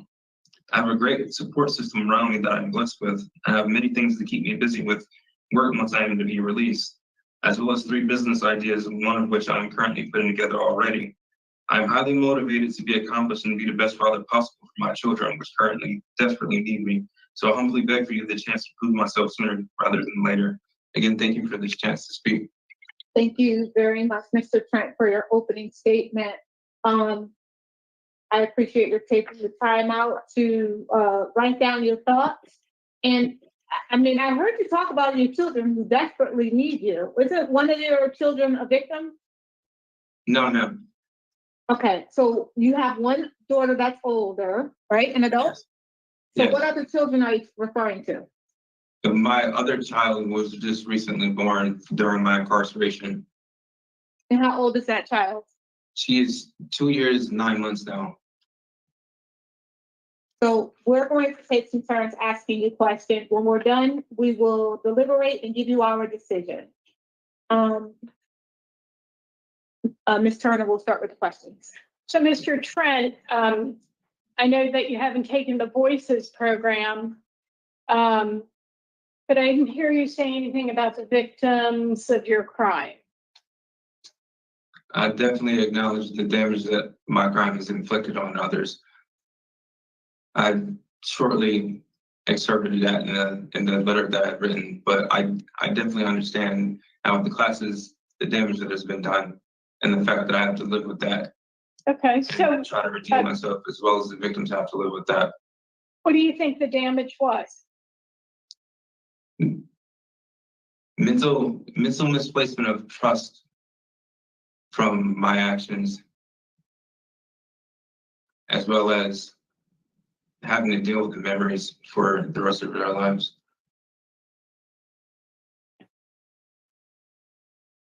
So that's trauma, Yes, ma'am. flashbacks, anxiety, probably some self-harm involved, because they're trying to, at a still young age, figure out what happened to them. Yes, ma'am. It's crimes that have no real explanation other than, the selfishness of the perpetrator. So in court, you declared your innocence. So now you are taking responsibility for your crimes? Yes, ma'am. I declare my innocence against the nature in which crimes were divulged. It wasn't to that extent, but I am definitely doing all that I can. I've taken these classes. I've admitted to my actions as far as my recent review before this hearing, what my actions were. So let me just see if I've got all the facts correct. So you were on probation at the time you violated these two children, ages 8 and 10. You were on probation for strangulation, unlawful restraint, and threatening. No, And for that, you've taken the domestic violence program? I was not on probation at the time of the offenses. That was the domestic happened, and then I came out and was on probation. Yeah, you had 3 years of probation for the 2017 strangulation for which you served 6 months. Right. And I never went back to the house after I was released. Okay. So while you were committing acts of domestic violence against the children's mother, that's when you were also violating the girls and telling them that if that you doing this to them kept you from hitting their mother. That was never the case. The domestic situation only happened one time, and there was only one incident of that. There was never any priors to that. And that's why I left the house after being released. So you didn't coerce the children with the sexual offenses by telling them, doing that to them.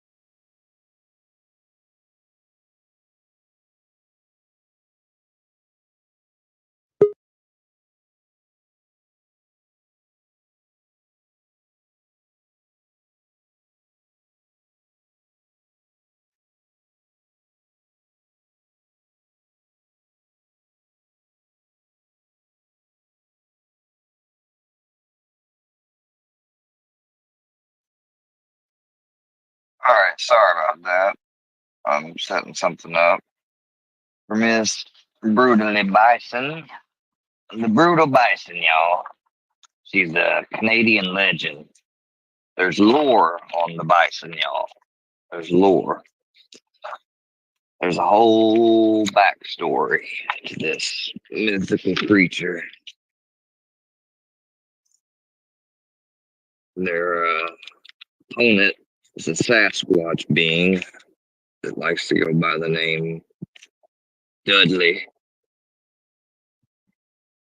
who likes to eat swine, dig on swine, drink beers, get Cheeto crumbs in his fingers, talk dirty to women on the internet, think that they all are jonesing for his cock-a-doodle-doo, cock-a-doodle-doo. He thinks they want cock-a-doodle-doo.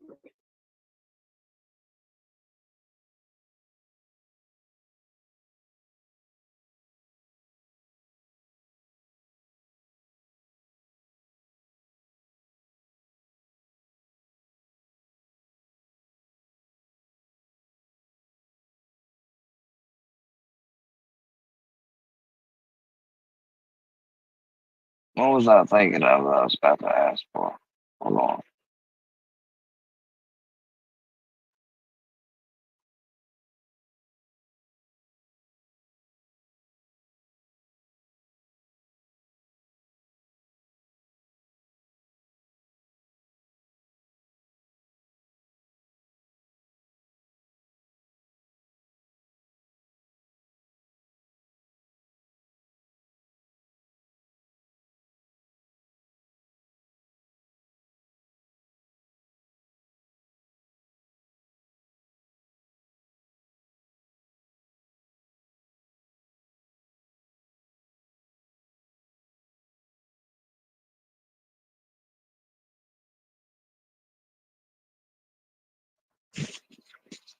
You'll be bro. I imagine motherfucker be listening to it. It's got that shit's got a whole new meaning today though. That song that I can't get that song out of my head from Pulp Fiction. You'll be a woman soon. Like no the fuck I won't. All right. I'm sorry. Let's get back to this fucking piece of goddamn dog shit monster. So we can see him satisfiedly get roasted and smoked to a fucking crisp. They better be hard on him. Kept you from hitting their mom? I am gonna write a letter because his So time is bullshit. I believe so, yes. Huh. Okay. So, Now, Bison, you can't be doing that. Now, Bison.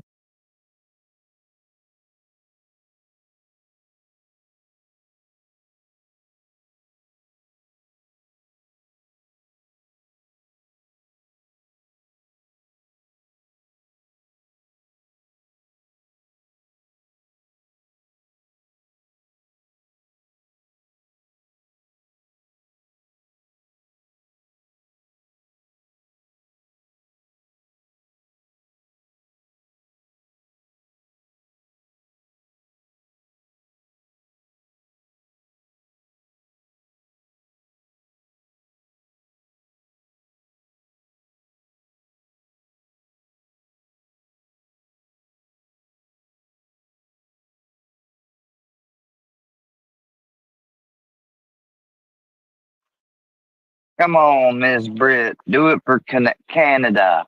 Canada. Canada.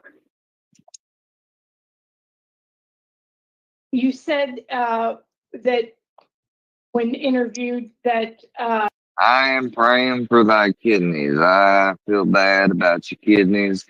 Kidney stones are no joke. Colonel Fink, my ROTC teacher and instructor, he had a kidney stone and it put him out of commission for a good little minute. And boy, he came into school one day and was fucking white as a sheet, you know.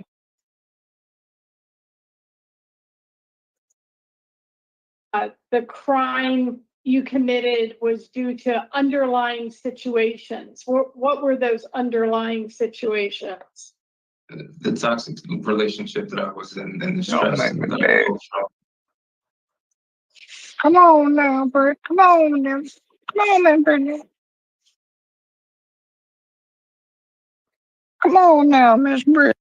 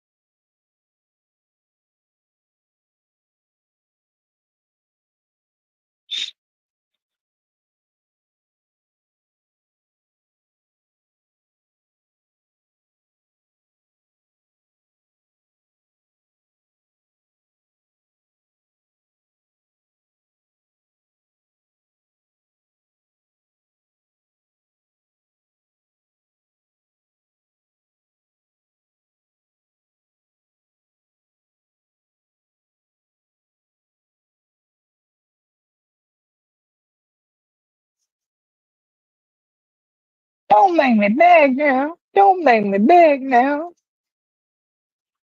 Realizing that I was in a situation I couldn't control. So you were in a, Somebody better come up on my panel, damn it. what you describe as an unhealthy relationship with the mother of the children. And your way of dealing with that was sexually violating these young girls? Yeah, it's not an excuse, but that was the result. No, that was the choice you made. Because that was the choice you made. Because any other reasonable thinking person in a relationship that they found to be unhealthy would remove themselves from the relationship. Correct. Not choose to cope by sexually violating prepubescent children. I agree. So you have 3 standing criminal protective orders against you. Tell me what you understand that means. No contact at all. But Not through a third party, not through social media, not friending them. Okay. So why would you choose, while incarcerated, to make Pruno to sell to other inmates? I was being idiotic. I was desperate for having something extra to eat. And at the time, I thought the idea wouldn't be that bad of a situation. And it turned out that it was very idiotic. Well, it's beyond that, sir. It's destructive. Because there are actually people there in the facility who are working to address their own addiction to substances. And by producing and circulating Pruno, you are undermining the recovery of potentially dozens of people there in the prison. So you get a Class A contraband ticket in March of 2022, and you do the same damn thing in May of 2023. You probably did it throughout that whole period, but you got caught again in May of 2023. Yes, ma'am. The second time it was for myself, but it doesn't excuse the behavior. No, it doesn't. So by the looks of it, you need an addiction services program, especially if you're making Pruno to cope with being in prison. Dude, I want to fucking punch him. Get his fucking face out of my damn. I want to punch the shit out of him. Y'all ain't gonna believe, man.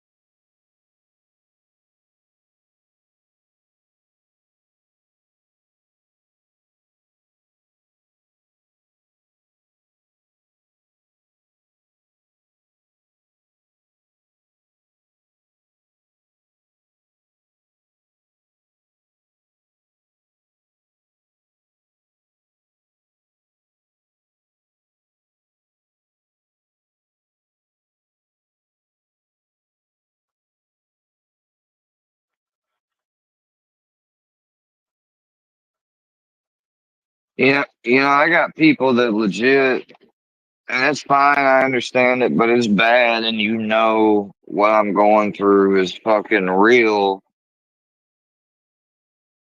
When people are scared, and are apprehensive on coming up on panel because you got legit fucking crazy people that they're worried might fucking,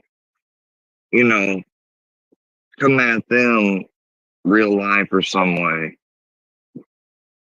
And I'm not saying Miss Britt, I mean, she's doing shit and she's been up on panel. I'm just saying in general, like that's happened a bunch of times. I've had mods ran off, like, but no, I'm totally not targeted or anything. I mean, who told you that?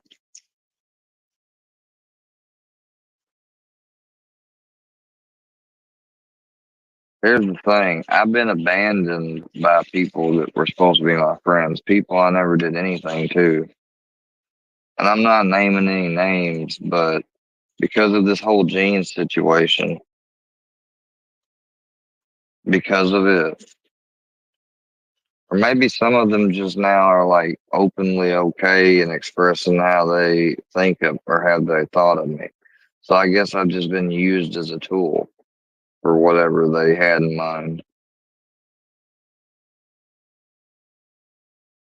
Gene is a piece of shit. He came on here with a fucking mask on and threatened Cammy and her kids, at the time, which not like not like I personally, but still I'm just saying. And then I got that blame used for me because he wasn't doxxed or anything, I don't believe at that time. Yeah, he was there back in the day. A lot of people don't know that. Fucking Bird or Gene wouldn't tell you that. They'd probably say I'm lying. Just like they tried to like, who are you playing acting like number one that I would go to Charlie D's? Like, I didn't appreciate, and I talked about it for y'all for a minute about how y'all were fucking wrong as hell for having Charlie D up on panel with me. And when they like to try to use and say that direct engagement is an excuse for some of their fucking criminal acts, I think I've made it pretty clear and shown, like,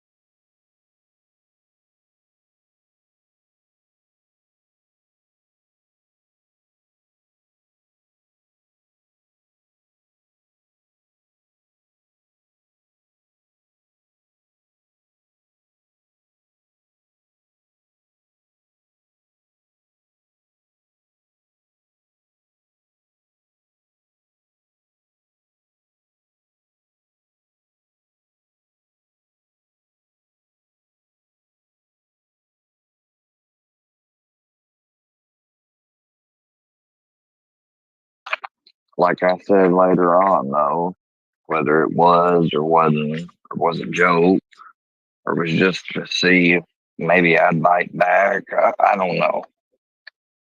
I just know what message I got.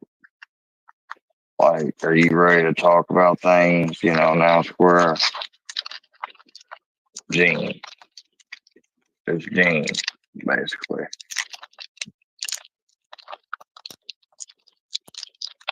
Almost like when you address, I don't know, or write something, but without saying that's who you just, Just that simple format. And God dang. Good Lord. Anywho.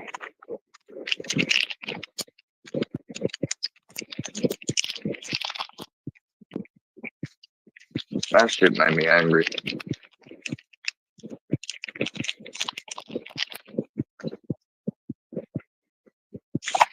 So if it was to tick me off or whatever, it did that job, but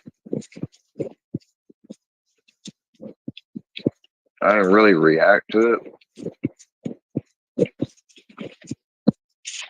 I just chose to write that community post, then respond back to that message. Should probably take a father Finish this degenerate.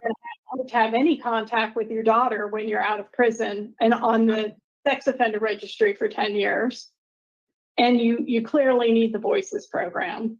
So I hope you'll make 10 years, that program. They act like they're encouraging this guy and gonna let him go. Like, what the fuck am I watching? most of the time remaining before you go out to 20 years of probation, 10 years on the sex offender registry, and abide by the 20 years probation, y'all. 10 years on the registry. Should be lifetime on the registry. 30 years on probation. Or no, 10 years on probation after another 7, 8, 10 years. and some protective orders against you. But I'm interested Or to hear life. what my colleagues have to say. Thank you, Ms. Turner. Ms. Palmieri? Mr. Trent, I just have a couple of follow-ups.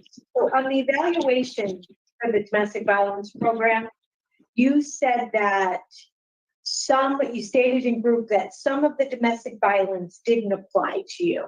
What did you mean by that? Hello, Miss Penelope. Good to see you. Some of what was discussed in the group, what? A lot of the things that were being. Yeah, it's a circus right now. This piece of shit said that he did what he did to get back at his girlfriend, okay? He said he was in a fucked up relationship with her, okay? Fuck that. Fuck you. And yeah, I hope they don't let him out. Being discussed as far as the brutality that was being done, which we were doing in a lot of the classes that we were going through. I did not agree with at all for the simple fact of I've never reached that level. Okay. So I disagree with a lot of what was being implied as to my reason for taking the class. Doing a lot of denying. Did you find any of the class useful, helpful? Yes. I learned a lot of Yeah, of course he's gonna say that. He's trying to get out. and how being very selfish can lead to the aspect of not considering another's feelings, whether it's yelling or You should have told him to elaborate. and how to Consider another's feelings. Dude, you got way more problems than considering someone's feelings. You got brain issues. situation once you start feeling you're getting towards that. Were you able to see yourself as being a person committing domestic violence Yes. against another? I was able to see the victim's point of view. I was able to understand the verbal, especially the verbal aspect of when I would get mad and the things that I would. I hope your kidneys feel better, Miss Brittany. But you get some rest. And then my other question to you is, you made a comment, and I'm not 100% sure where I read it, that the children may or may not have seen things on your phone. What did you mean by that? I was very careless with my phone a lot of the time. And I would be on my phone looking at solicited things, and I would get up and absentmindedly leave my phone alone. Sometimes I would come back, I wouldn't remember if it was on the screen still or not. But there were times where they would have my phone after I left the room, came back in, and then they're on games. So were there inappropriate things on your phone that the children should not have been witnessing? And there was very well, probably more than likely that was the case. Thank you, Mr. Trent. I just here. Thank you, Ms. Palmieri. Give us a few minutes to talk about your case, Mr. Trent. I have to be honest and say that what you're saying here today is completely different than what I've read. When the officer asked you about your responsibility for your case, you told him that you disagreed with it and that you just copped out to the charges. But now today you're saying, even it's almost like you're removed from the situation. I feel so I'm remorseful for the situation or something you said.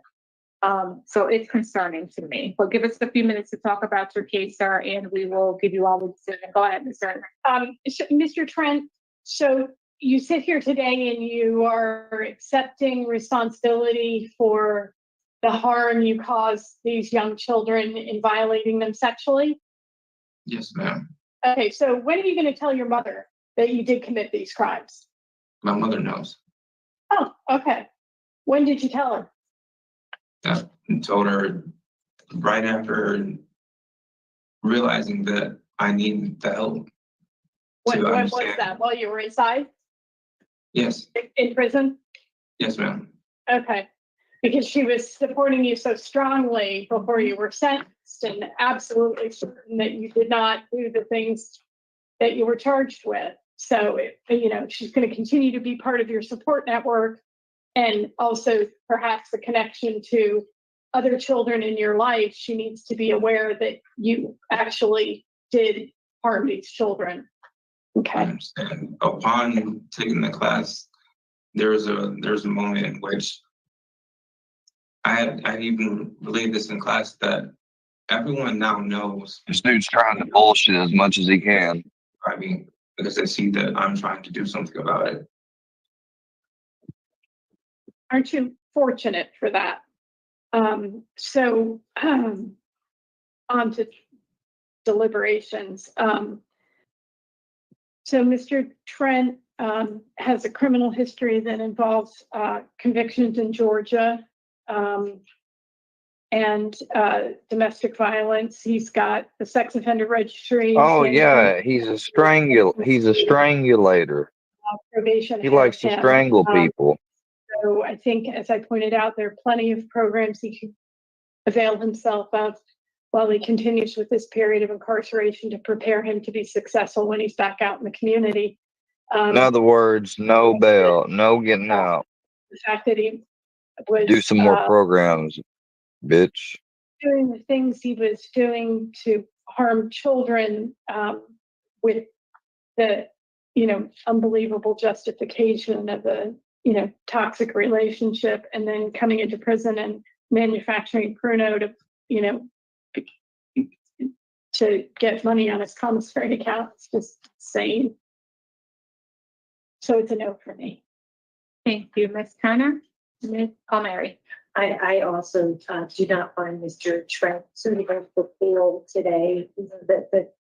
The Palmieri reports the nature and circumstance of the offense for the partial responsibility for the offense. And as you pointed out earlier, his version is varies from what the actual documents provide. Okay. All right. So the reasons for You're getting to know, buddy. Offender change. Oh, hold on. Nature and Don't raise your hand, bitch. Probation. Yeah. Poor institutional adjustment. Yeah. Inadequate evidence of offender change. Yeah.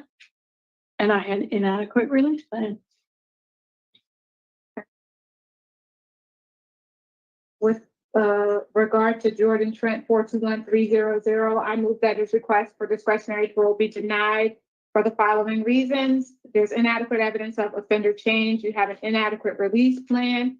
The nature and circumstance of your offenses were committed while they were on probation, and your poor institutional adjustment as evidenced by the disciplinary infractions. You will not receive a new hearing. I just want to acknowledge for the record that your mother did submit a support letter on your behalf. Is there a second to the motion? Second. All in favor? Aye. All right, Mr. Trent, you will receive all of this in writing. We wish you the best of luck, sir. Thank you. This concludes the hearing for Jordan Trent. Get the fuck out of here, bitch.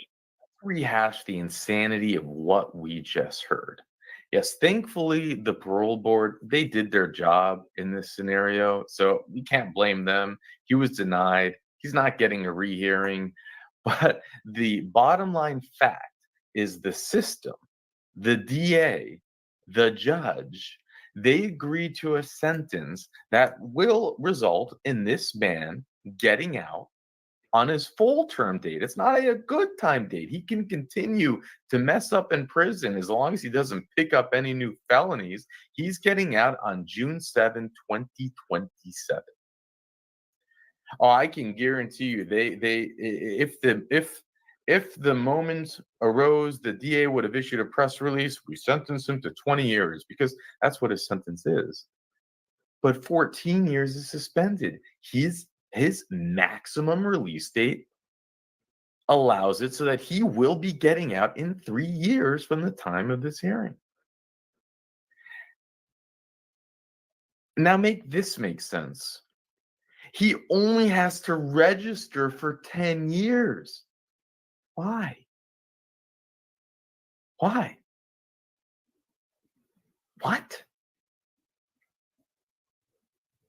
So you do that to an 8-year-old? You do that to a 10-year-old? Your stepdaughters? And you only have to register for 10 years?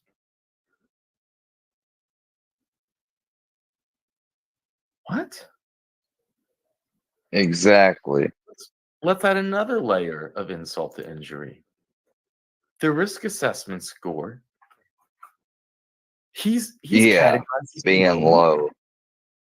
Now, he's categorized as high risk for offending against people.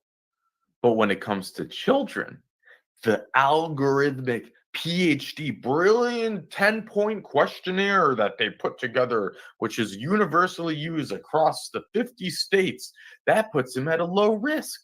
Because surely someone who does that to an 8-year-old and a 10-year-old, and the reason is because they felt like they were losing control. Like they can't lie on the test.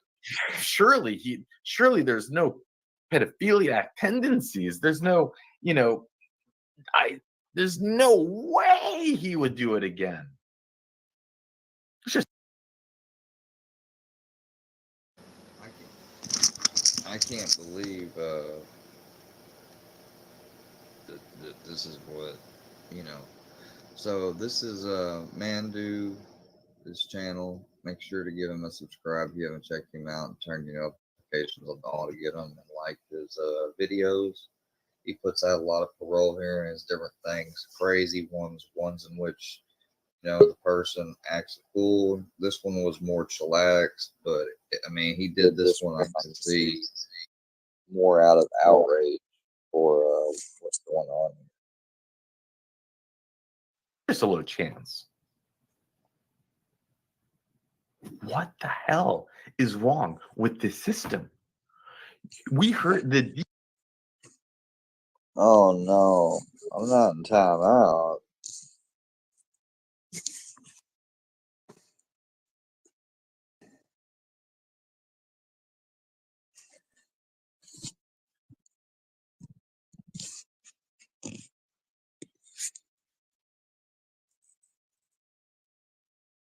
DA gives him a deal.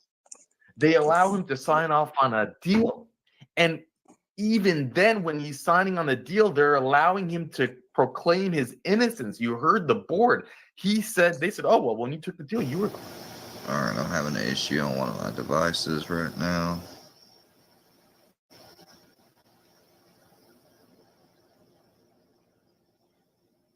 Hello.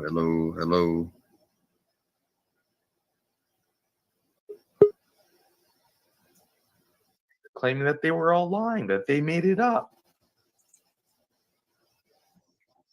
So picture this. You're a DA.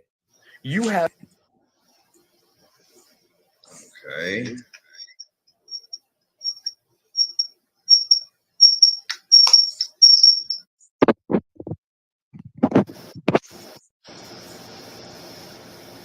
What's going on?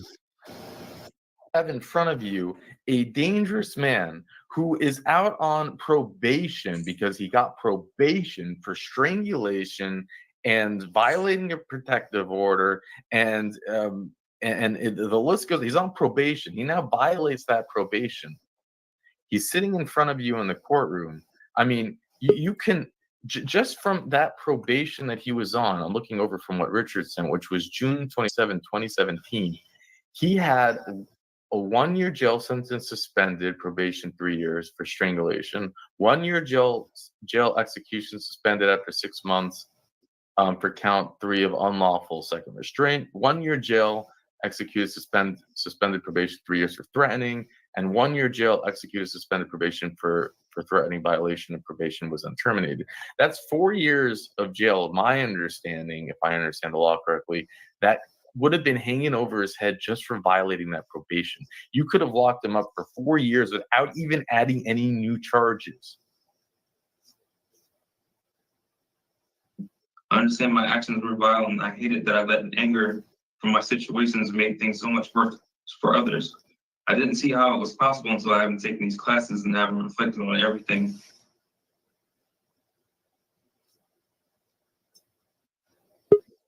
There's no regret. There's not. Even in his statement, he says, yes, I've. What was the words? He caught himself. He fixed it at the end. But I have to deal with this. I have to live with this. Oh, they do too. Yeah. Fuck him. Fuck that bullshit. He needs to be under the jail forever. Exactly. He should not be getting out until 2027. That is a fucking tragedy. And that is why the court systems are broken. And they do not do people justice, especially people, some of the most innocent of the innocent, worst of the worst crimes. Dude gets a 20-year sentence, but is out in 7. Makes no sense. All right. If you have not already checked out Scooter Beggins, make sure to like and subscribe to Scooter Beggins. Hit that like button. It don't cost you a thing. And let's get into the video. Time to check out the memoirs of a gobbler. Dagburnt Diary. The Dagburnt Diary, y'all.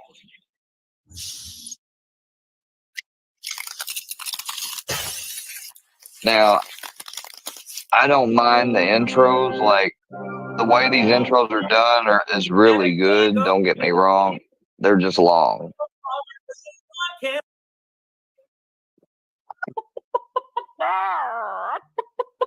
The fleas are flying around me. Oh, hillbilly human chicken's going Super Saiyan. Hibbly, hibbly, hibbly, hibbly. Hibbly, hibbly. Hibbly, hibbly. Hibbly, hibbly. Ow. Hibbly, hibbly.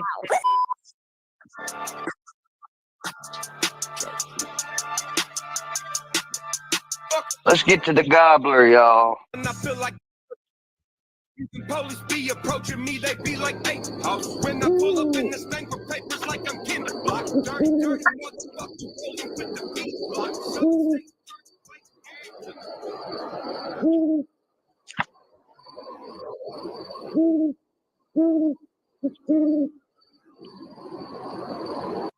Yes. Hey, I might get called crazy for thinking about numbers like that. That Kentuckian. He's crazy. I seen somebody earlier. I made a joke yesterday when I went through Wendy's drive-through about a coffee cup not having cups. Them not having cups. They give me a ice cream.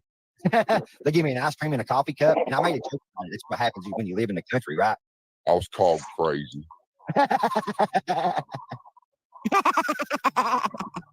Nah, be like these motherfuckers. I'm not going to put a face behind my voice or on this motherfucking screen anymore. I'm just going to talk my motherfucking shit. How about that?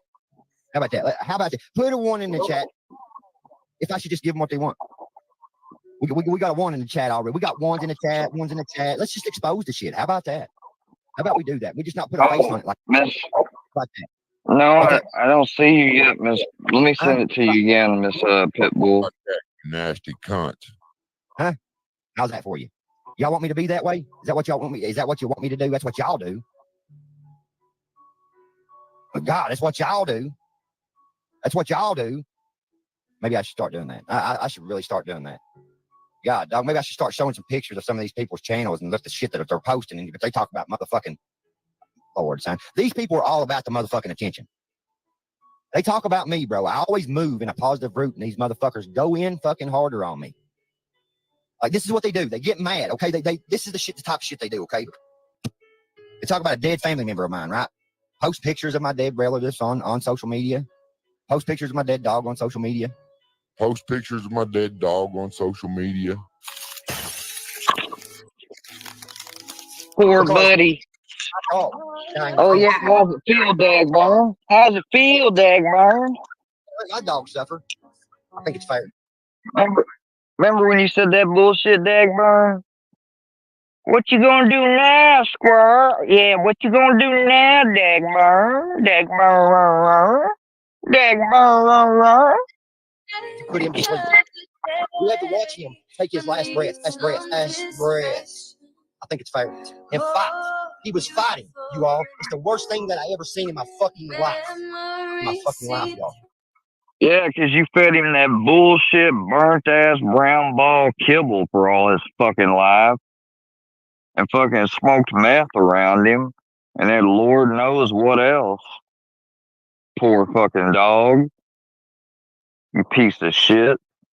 When I motherfucking go in on them and fucking, and fucking, you know what I do. Y'all know what I do. I go in on these some bitches just a little tad, give them a little tad of what they do to me. What do?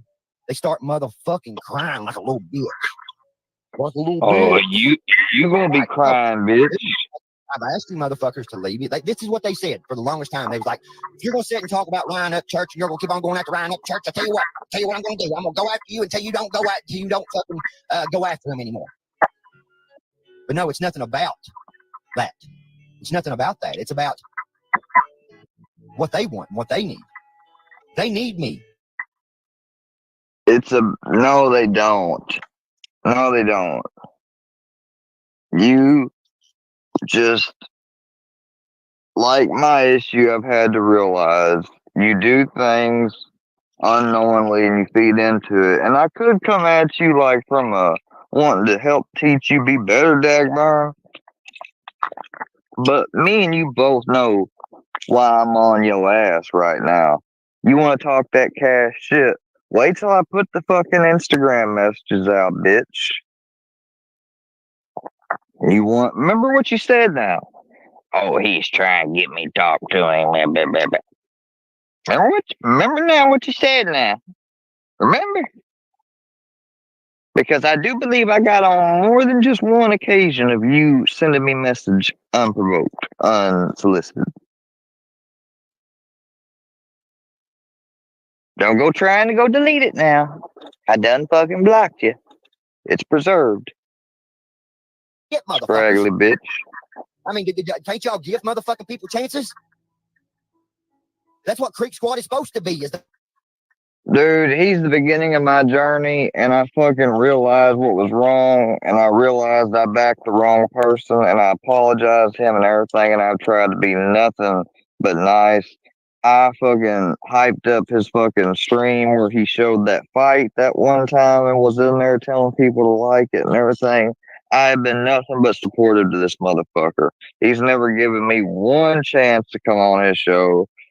You know, I don't ever ask him for a wrench. I just ask him to get rid of the people fucking with me and shit and doxing my family and whatnot. Same shit he would want. They want me to rage against it so they can say, "He, look at him, look how he's a motherfucking look at him."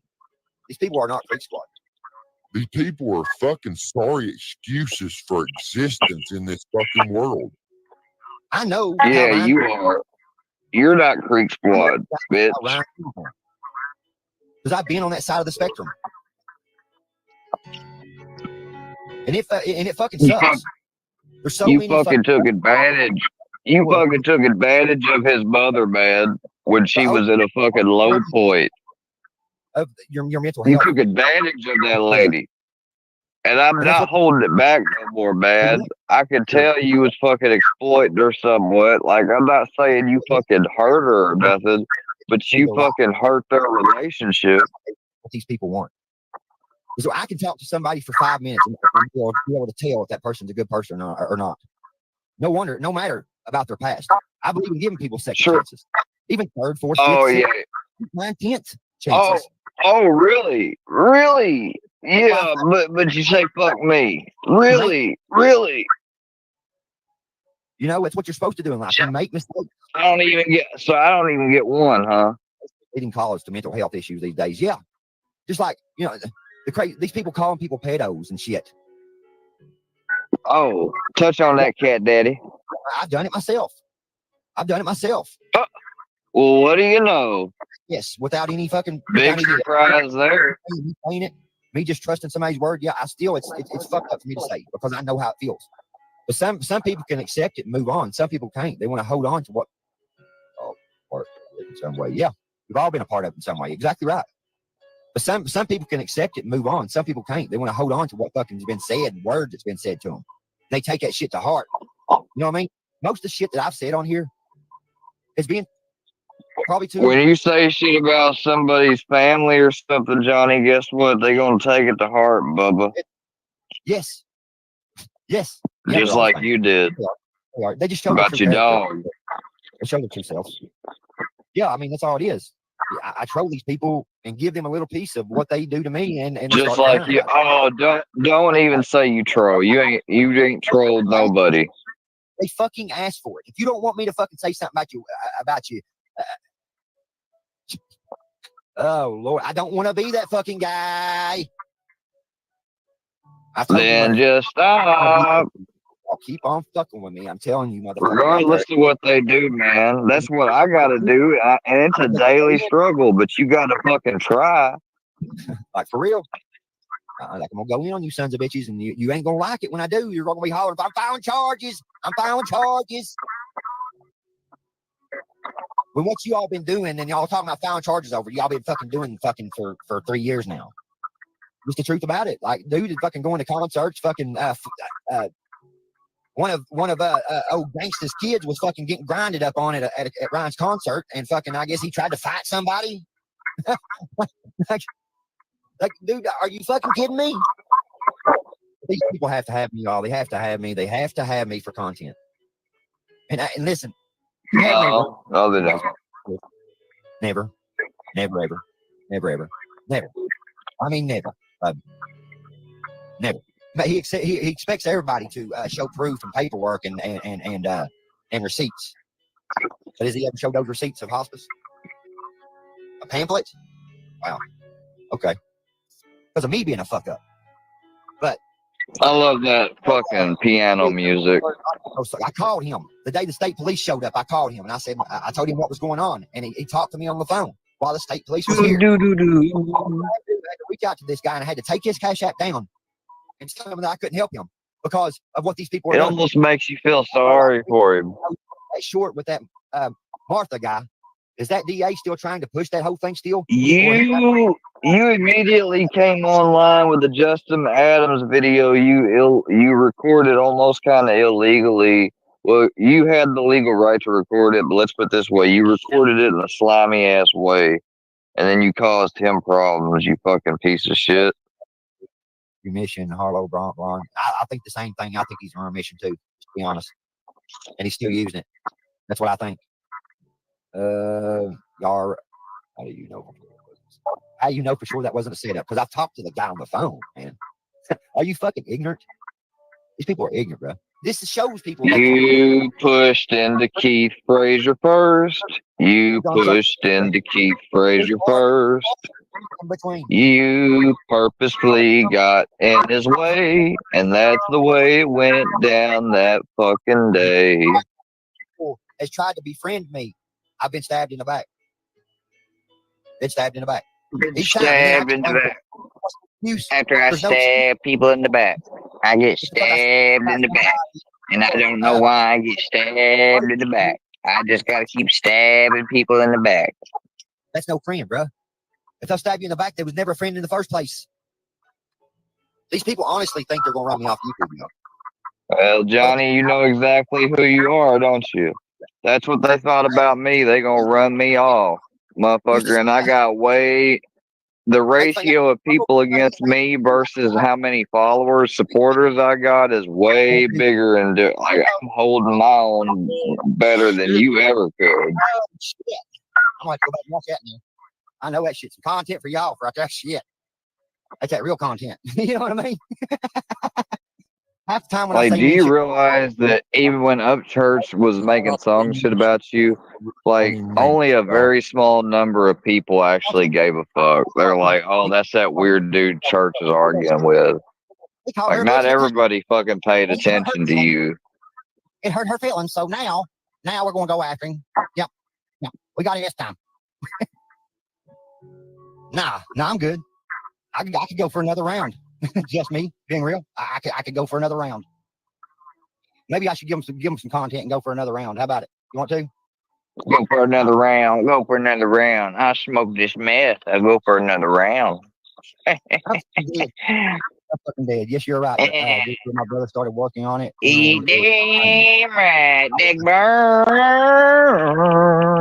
Johnny, go, won't you feel my meth pipe up? I really fucked up this thing, guys. Oh my god, guys, I really Hey y'all, I'm a ghost. I'm a ghost. I can't see fucking shit out this thing. I'm a ghost. I'm a ghost.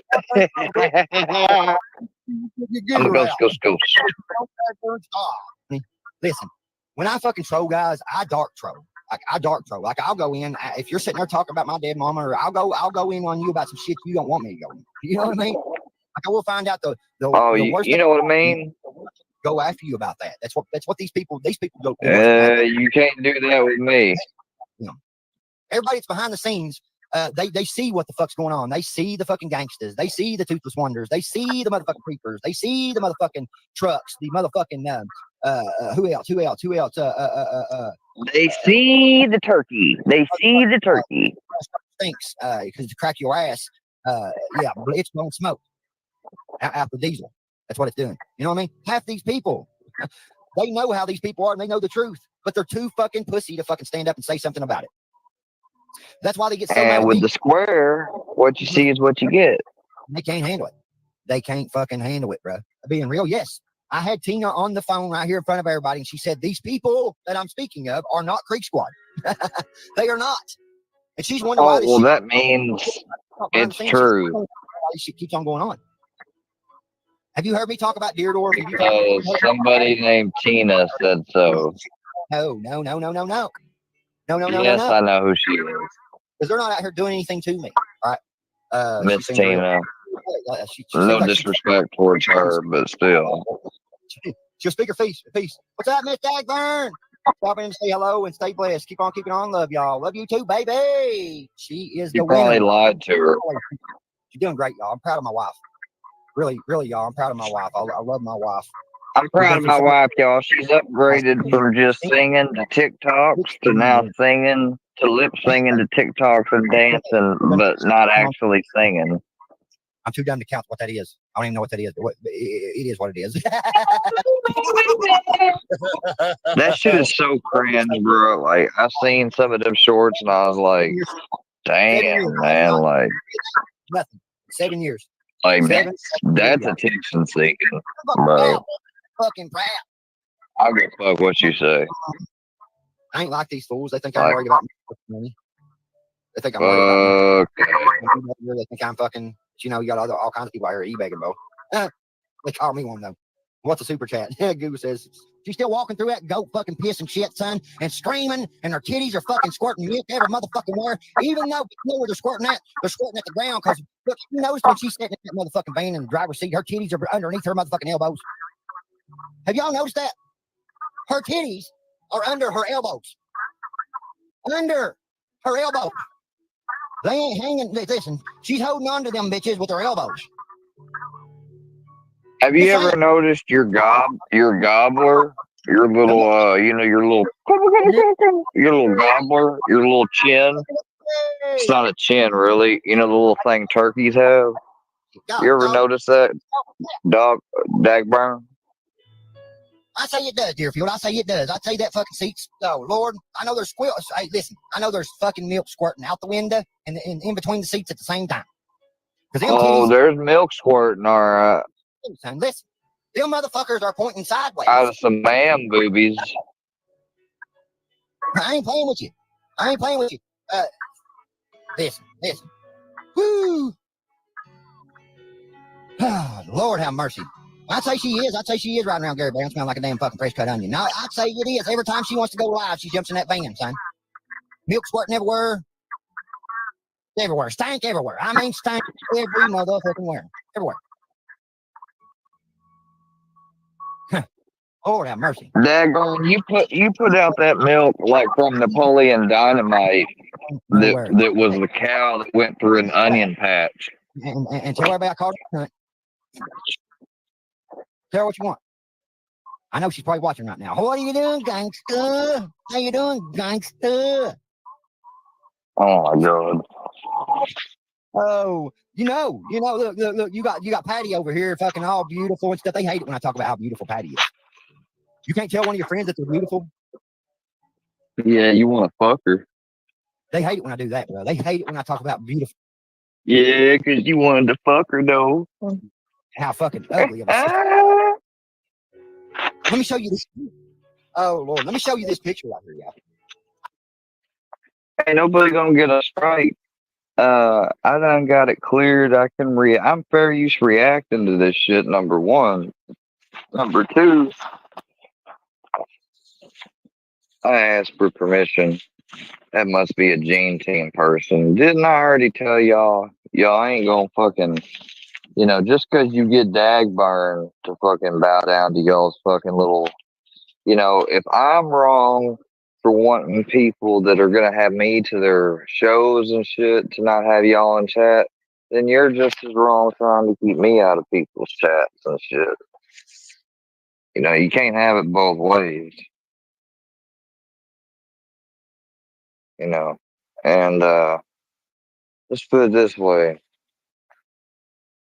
If that person has an issue with it and they tell me, all they gotta do is tell me, and I wouldn't react to their videos. That's a little thing called, mutual respect. Maybe not mutual, but let's just put it this way. That's a little thing called respect. Yeah. I'm gonna hide her face though. Come on, Brady. This is really gonna make them mad.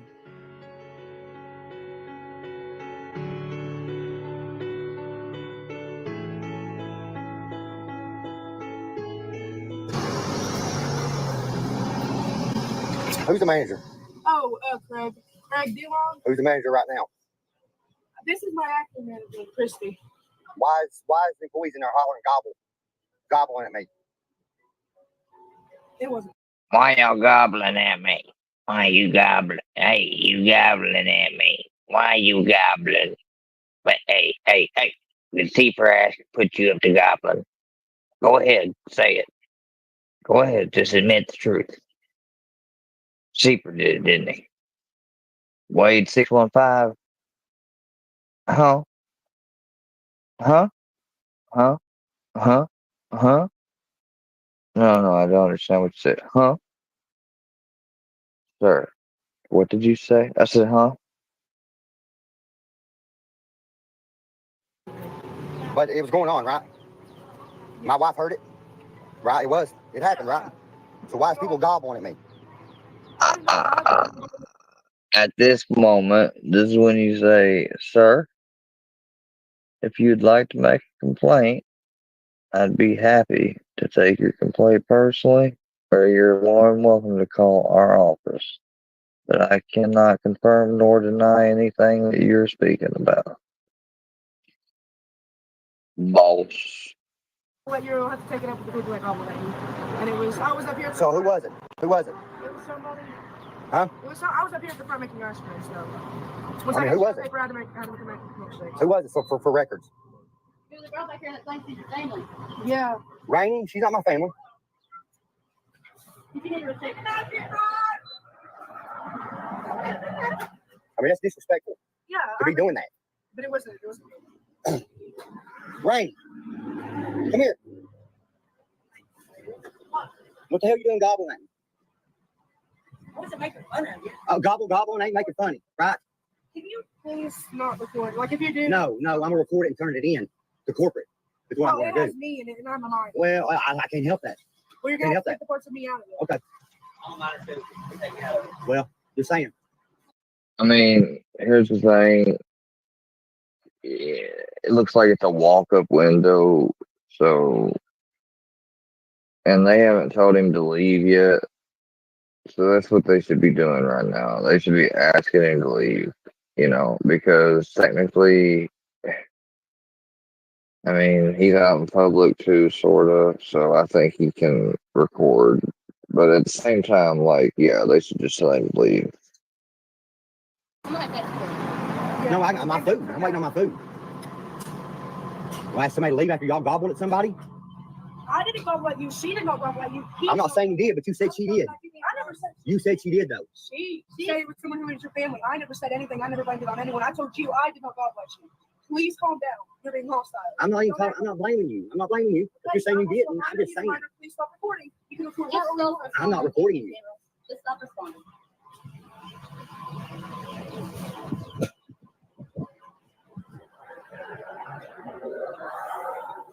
Is she a manager? Who's the manager? You're the manager, and you're allowing this? I'm not allowing nothing, but they do have freedom of speech, and you are. Oh, they can sit there. Okay. I'm not known as Johnny Gobble. My name is Johnny Gobble. Well, you blew up on the internet as Johnny Gobble. Did you? No, my name ain't Johnny Gobble.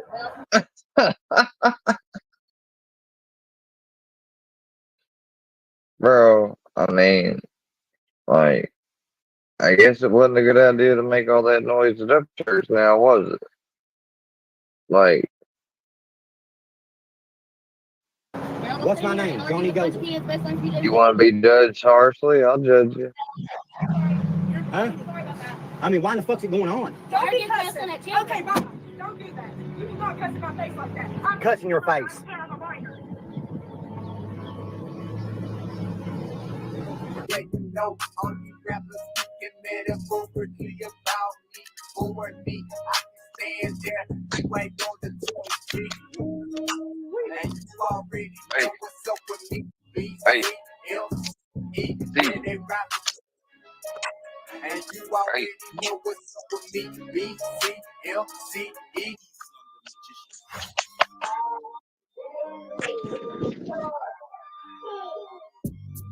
Greetings from the second to last sub rapper in Johnny Gobble's Suboxone script.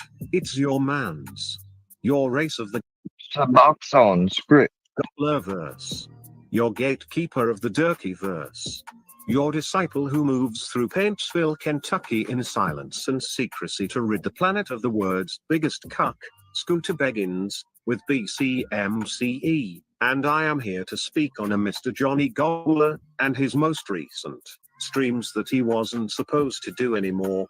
Like clockwork, Johnny once again went against his own words and decided to come on stream and just be a rude negative Nancy, hating on all the typical players in the game. He comes on and speaks about how Merle is just the most wonderful human and wife. He also comes on to suck Ryan's teeth, per usual. He refers to himself as a supporter of Upchurch, all while listening to burnt copies of his album, and still imagining what it would smell like on Ryan's skin. And while it rubs its lotion on its skin, he also comes on and asks his subs why everyone has to attack him. He just don't understand why you all. And on top of that, he does rub the lotion on the skin, or it gets the hose again. I think it's classic how he names himself as being the one constant common denominator surrounding all the drama and bullshit, but in the same breath of air, asking chat why he is always getting negativity. It's also rich how he wants everyone to praise him for being his version of sober for 7 years, when his version of sober is it's okay to have chemicals in your urine, as long as it isn't meth. So weed and Suboxones are not drugs and therefore, he is sober. Motherfucker, if you Don't get your strip junkie ass out my face, boy. I truly think it's time for you to log off, Johnny. And where is this proof that state police came to your house because you shared some of your own cash app? Do you not hear how hard or retarded that sounds? You sit there and play victim, and play victim, and play victim. And when the chat gets too toxic for you, you think the right thing to do is answer that back, with hollow apologies, and people are supposed to believe they are sincere. And then, as if that's not enough bullshit pluming your direction, he then proceeds to say when he is saying things about people, he don't even mean it 9 times out of 10. So obviously he literally just wants to be able to run his disgusting mouth any way he feels, and it is 0 consequences because he probably didn't mean it, guys. And if he did mean it, guys, he is totally sorry, guys. And he won't ever do it again, guys. Just like him taking a break off of YouTube to work on his life. Nope. Back on 2 hours later only to say, see guys. We trolled them good with that one, guys. Dude. Johnny. Brother, you need to stop coming up on panel and milking yourself. Because it absolutely does in fact make you look batshit crazy. I mean, to a T. Johnny, if I was you, and I wanted this whole thing to go away, I would probably start that cleanup by going to people individually and making amends with them, and actually fucking meaning it. And I bet if you woke up every morning and made it a thing to make right with one person a day, in a matter of weeks, you could actually, in theory, win your subscribers back. And then the sky is the limit. But for now, that's on hold because you want to act too much like an ignorant cuck meat sandwich. Yes, I said it. So either do something about it, or be submissive and allow someone else who has your best interest at hand to begin helping you bridge those gaps. Cause this whole you expecting the world to stop and revolve around you is not very becoming, and is not going to bring you far. And oh yay. One more thing before I go. I stand with Gotcha Man. Know that, girl. And on that note, tick, tock, boom.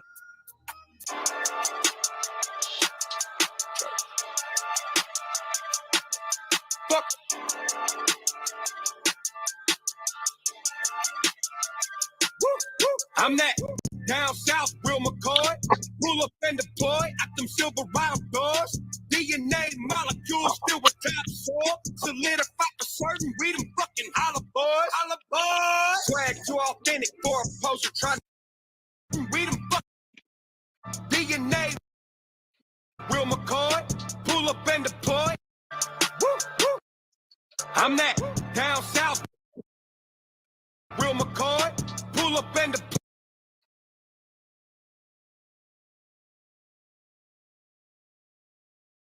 Threatening suicide. Boy,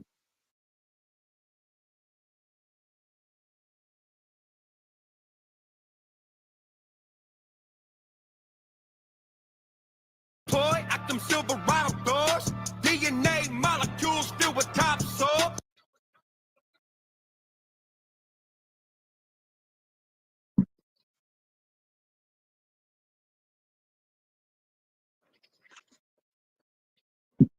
Okay, 8 officers responded, but did they make entry to the house and clear each room and detain everybody until they cleared the house? Solidify for certain, read them fucking holla boys. Holla boys. Swag too authentic for a poser trying to copy. Don't be nagging me with text if you ain't round when I got problems. And if she riding in my truck, that pussy smell like peach cobbler. I'm the dopest white boy, didn't even need a doctor. Been a rebel since the jump, 10 years, never switching. Got my blue collar pop, country rapping my ignition. Sprinkle Tennessee on top, then I'm the perfect coalition. If they mad, it's cause I'm rich, I dress like shit with teeth missing. Still bad to the bone, I got skeletal precision. I know the game so good, the game listen for predictions. The shit is like Jumanji, every move animalistic. And you can't walk in my shoes, I ain't got none, I'm on some preach shit. Don't be asking if I'm legit. Face of an icon, never be a reprint. club, gang, clan, lead, Jan. Only thing that matters is we out here and we deep, bad. Overall, I'm a motor hog. This lifestyle I overhaul. Do it lame with cars, but I set the bar with stars across. I need deep frost. Mug and Bubba give you trouble. Don't fall in a deep loss. I'ma keep it A1. I feel like I'm chugging steak sauce. Even police be approaching me. They be like, hey, house. When I pull up in the stank for papers like I'm Ken Block. Dirty, dirty motherfucker rolling with the beat block. Southern state earthquake every time a beat drop. And I ain't never threw a cheap shot. Ain't no Broadway girls without tops in my barn loft. Only baddies got my addy cause they top notch. If life is a game, bed frame full of lure cross. Tomb Raider, if I feel you ain't been killed enough. Only way I'm underground is if I go and dig it up. All right, the next video we've watched these already once, but I think they are so fucking hilarious. And at the end of these, I'm gonna end the live for this evening.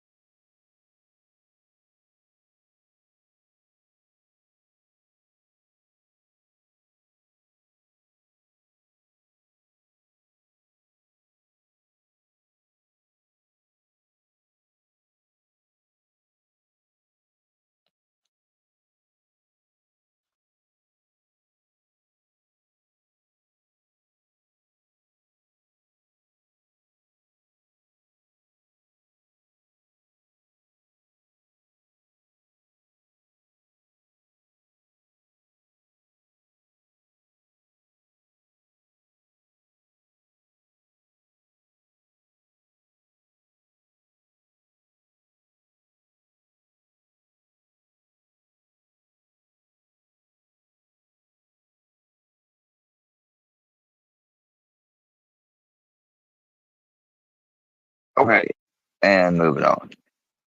The Great Ape Files, Part 1. Brandy and her lives.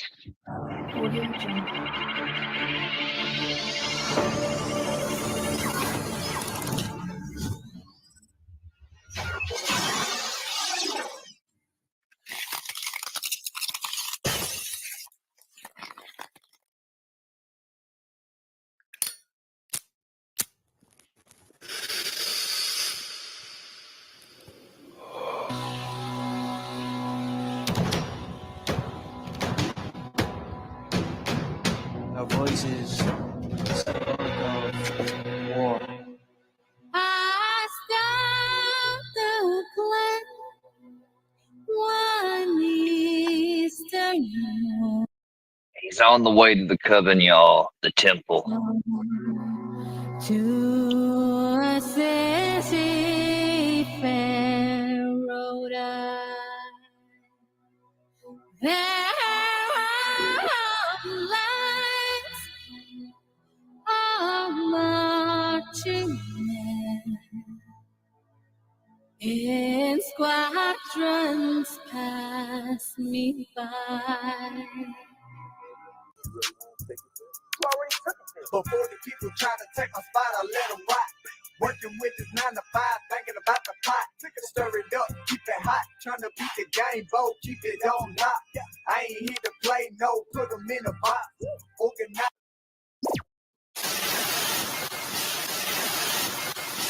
with the crime, you don't want to know my mind, but by killing every line, yeah. Hey, I'm about that life, about that life, about that life, yeah. Also, I just want to let people know I'm about to start making good videos, like using stuff like InShot. You know, I used to, back in 2022 and stuff, make videos that I would edit and stuff. It's just gotten really easy to live stream. It is more lazier. I will, you know, I'm not going to deny that. It's more of a lazy way. So yeah, just expect that soon. Like, I'm going to start bringing y'all some more, because people deserve more content from me. Like good content, you know, my friends and stuff, the people that come here and don't bring problems and stuff. And that's who I want to make it for. So yeah. You may even see some stuff that points out some little known or maybe not so known facts.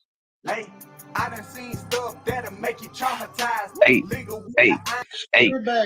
Hello. Hello, world. Scooter Baggins. Just gonna lead a proof. Turned up in this bitch bubble, we ain't turning down. Say you got that work, dog, yeah, that's what we found. Got the kind of underground, yeah, that's right now. Red that mouth, we hold it down, we ain't here to play around. Turned up in this bitch bubble, we ain't turning down. Say you got that work, dog, yeah, that's what we found. Got the kind of underground, yeah, that's right now. Red that mouth, we hold it down, we ain't here to play around. Came up in the building, but they know that we. Yeah, Pitbulls. He actually was one of the first to start making videos on me. Actually,